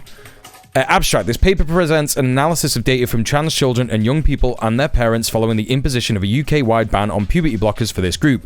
The consequences of this ban on trans and non-binary children and young people are analysed, revealing very serious adverse effects less than a year after its imposition, including sharply declining mental health, increased depression, social isolation, anxiety, stress, self-harm, school avoidance, and suicide ideation. The ban appears to be a particular worry for children who are currently known only by their identified genders, who fear being coercively outed. Parents themselves also report corresponding increases in levels of stress and worry about their children's well-being and the possibility that they might attempt suicide. Increasing levels of transphobia and social exclusion since the ban's imposition were also reported. The data presented here questions the entire rationale and ethical basis for the puberty blocker ban, providing hard evidence that it is both dangerous and unjustified given the significant level of harm it is causing. Damn! So this is so based because it's not even going into historically how puberty blockers or prevention of puberty blockers have affected people, but how the ban on puberty blockers now has affected people in less than a year. This is some absolutely incredible stuff. Yeah, chat, look, you know, you can take this peer-reviewed journal and you can send it to... You can send it to your MP and just be like, yo, what do you think about this? What do you think about this, dog? You know? Kate Montgomery was talking about this the other day. Gives me hope that the CAS report and any associated stuff just flails in the face of it. The CAS report should not... It is imperative to remember that if anyone ever tries to come up against this by presenting the CAS report, they are denying science. They simply are denying science because the CAS report is not a peer-reviewed scientific analysis. It just isn't. There is no scientific method. The methodology has been criticized. The bias of the person who wrote it has been criticized. It is all complete nonsense. She cited a YouTube video, a fascist YouTuber's video in that report. That is not scientific evidence, you know? Anyway. Chill Tom. Yeah, he's chilling out. You're chilling out, aren't you? You're buzzing. Are you very happy, buddy? Yeah. He's happy when I'm happy. This is the thing. I'm feeling like great and I'm feeling like, you know, my headache problem is getting sorted. I know my liver problem's getting sorted. I'm chilling out. I'm enjoying. I'm back to streaming. Some good things are happening. We've got some hope in the face of all the horrors. You know, this is it, chat. This is it. The thing that's so frustrating is that's what we battle against as trans people. Just straight misinformation by discredited hacks, and people act like those people are good evidence. Yeah, because 90% of the time, the people who just, you know, agree with that stuff, the people who are acting like the people who are presenting this fake evidence is actual good evidence. Those people are simply looking for their biases to be confirmed. Even if a guy who wasn't a scientist turned around and went, I've done a report and I've found that transgender people don't even exist. They're not even real. They're just not real. All the trans people you've ever met, they're all like holograms. All these people will be like, great report, dude. I've been waiting for so long for someone to say this. I've been saying this for so long. You know, it's bias confirming fascism and hatred. That's all it is. So yeah, there you go. You are absolutely right. I am a hologram, it's true. No! I saw you in real life! What's going on? My eyes, my brain. So, you know, Really, really important stuff. Good stuff. You know, the fight for trans rights continues in the UK. There was a protest for trans rights on Saturday in Manchester, which went very well. The only people who were there counter-protesting were like this like little weirdo fucking reform kid who was trying to live stream and throwing his phone around saying that like a trans person slapped it out of his hand and shit. Just like nonsense. And also what else was there? There's like a guy who stands in Piccadilly Gardens sometimes with like a sandwich board shirt, you know, sandwich board placard thing that basically says like trans kids don't exist or something, but it's in like the trans colors. It's just like one of them obvious turf things. And yeah, he's a cis guy, so you know, just goes to show again the majority of turfs cisgender men. These kinds of people can't be happy unless there's a group to hate or a target to attack. Yeah, it's fucked. Finally, this right-wing think tank has proven all right-wing talking points correct. Yeah, tale as old as time. Also, hi Frazo, how are you doing? Sorry, I missed your chat message earlier. How are you doing? It's good to see you. So this is good stuff. Good stuff. What else do we got? This is going to be fun. Big boy Jake Hanrahan out here on road. Big embarrassment for members of the far-right group Saint-Michel Garde in Paris recently. They were holding a training camp in the woods when anti-fascists ambushed them. All Saint-Michel Garde members were beaten up and left in the dirt.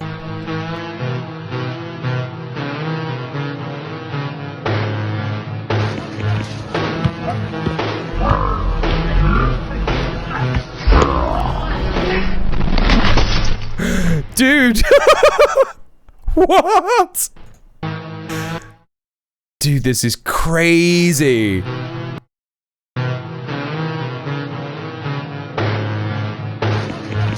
These guys were like sparring in the woods and doing push-ups, and anti-fascists turned up and beat the shit out of them.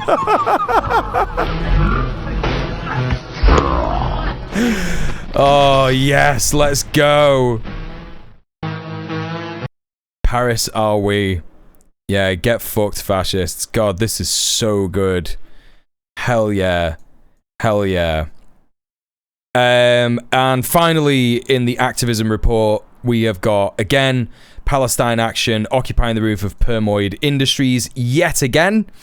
After one team raided the factory over the weekend, another came back to finish the job and ensure a shipment of ammunition boxes doesn't reach Elbit Systems weapon plant in Israel. Down there is the artillery shells. Let's see this video. Down there is the artillery shells, the ammunition containers that the Israeli war machine is using to slaughter Palestinians. Okay. Ready when you are. Okay. Hell yeah, dude. Shot Elbit down. Shot the Israeli war machine down. Free Palestine. Oh, I always like freak out when I see these roofs, chat. Like, you see these fibers. I'm so concerned that those are asbestos. I mean, there's more concerns to be had for these activists, like literally getting executed by Mossad or something, I don't know, or just like getting arrested by the state, held on remand without trial. But like, yeah, I do worry about the asbestos possibilities in those in those roofs. But anyway, based stuff. Let's go.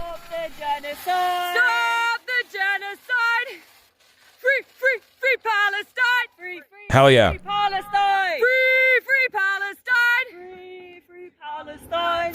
Nice. That is the artillery. Hell yeah, dude. That's how we do it. That's how we do it. Alright, cool. Chat, we made it through the news. Well done. I've been streaming for about 2 hours. I'm feeling okay. I'm feeling like I can go on. And like we can like chill for a bit. Yeah, always make sure to mask up, folks, for many different reasons. If not just for, you know, if not just for protecting yourself from inhaling asbestos from being on a roof.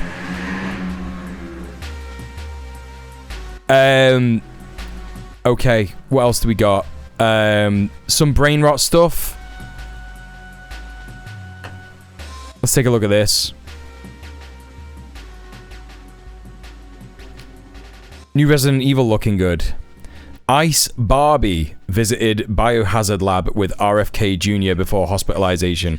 Okay, Ice Barbie is Kristi Noem, by the way. The domestic immigration minister appointed by Trump, whatever the title is, who cares? She's the Gestapo director, basically.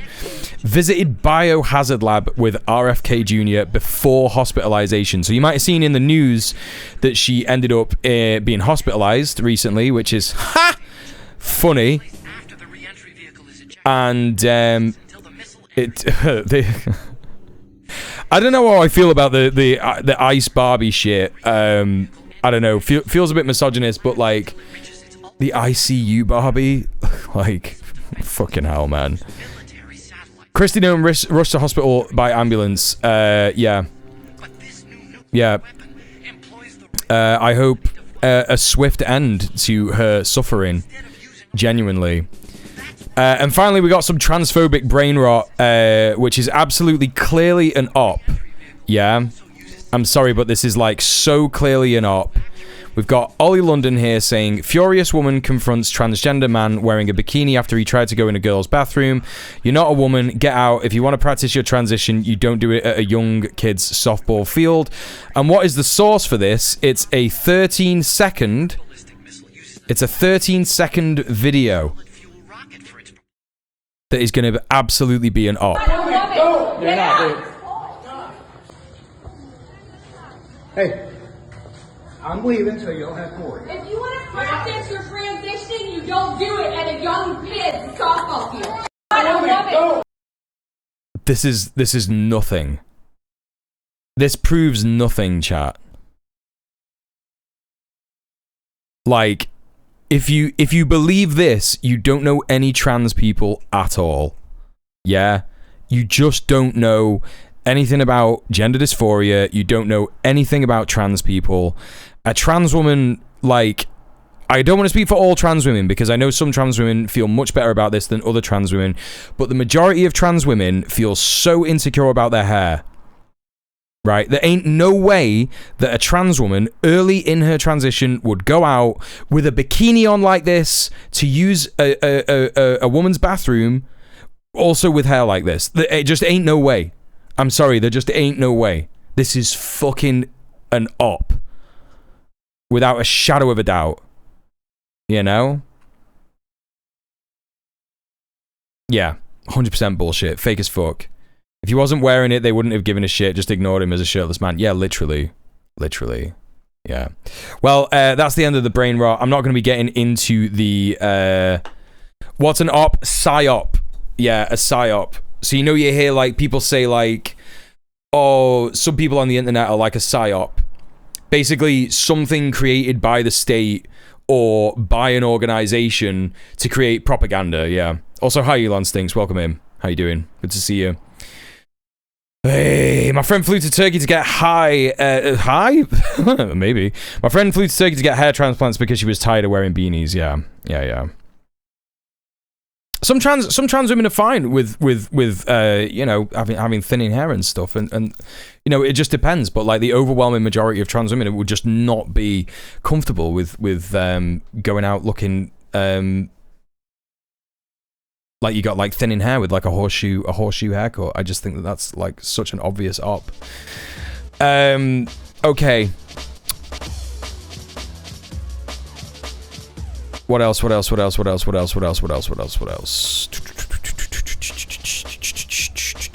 saw something in the chat. Rat Freak said, loved the La Clef interview on Red Planet, by the way. Thank you. Rat Freak, thank you for watching it. Yeah, please check out Red Planet. I'm very, very proud of it, and it's very, very good. And you should all watch it and support it. Listen, chat, we're going to have some fun now, but we're going to have to do something very sad for the VOD watchers. I know, it's very sad. It's very sad. But the VOD watchers, they're not going to be able to watch Unsolved Mysteries with us. They're not going to be able to watch it. And that's because it keeps getting flagged on my VOD channel, and it blocks the entire VOD. So like, even if I've done like news up until then, it will just be like, yeah, nah, we're not, we're just not We're just not letting you watch the entire VOD. So, VOD watchers, I'm so sorry. If you want to hang out and watch me react to Unsolved Mysteries live on stream, you're going to have to join the live on stream chat. I'm sorry if you can't make it. Maybe one day in the future I'll do like a you know, late night stream or an early morning stream where you can watch it. I do apologize. But for now, I'll see you in the next stream.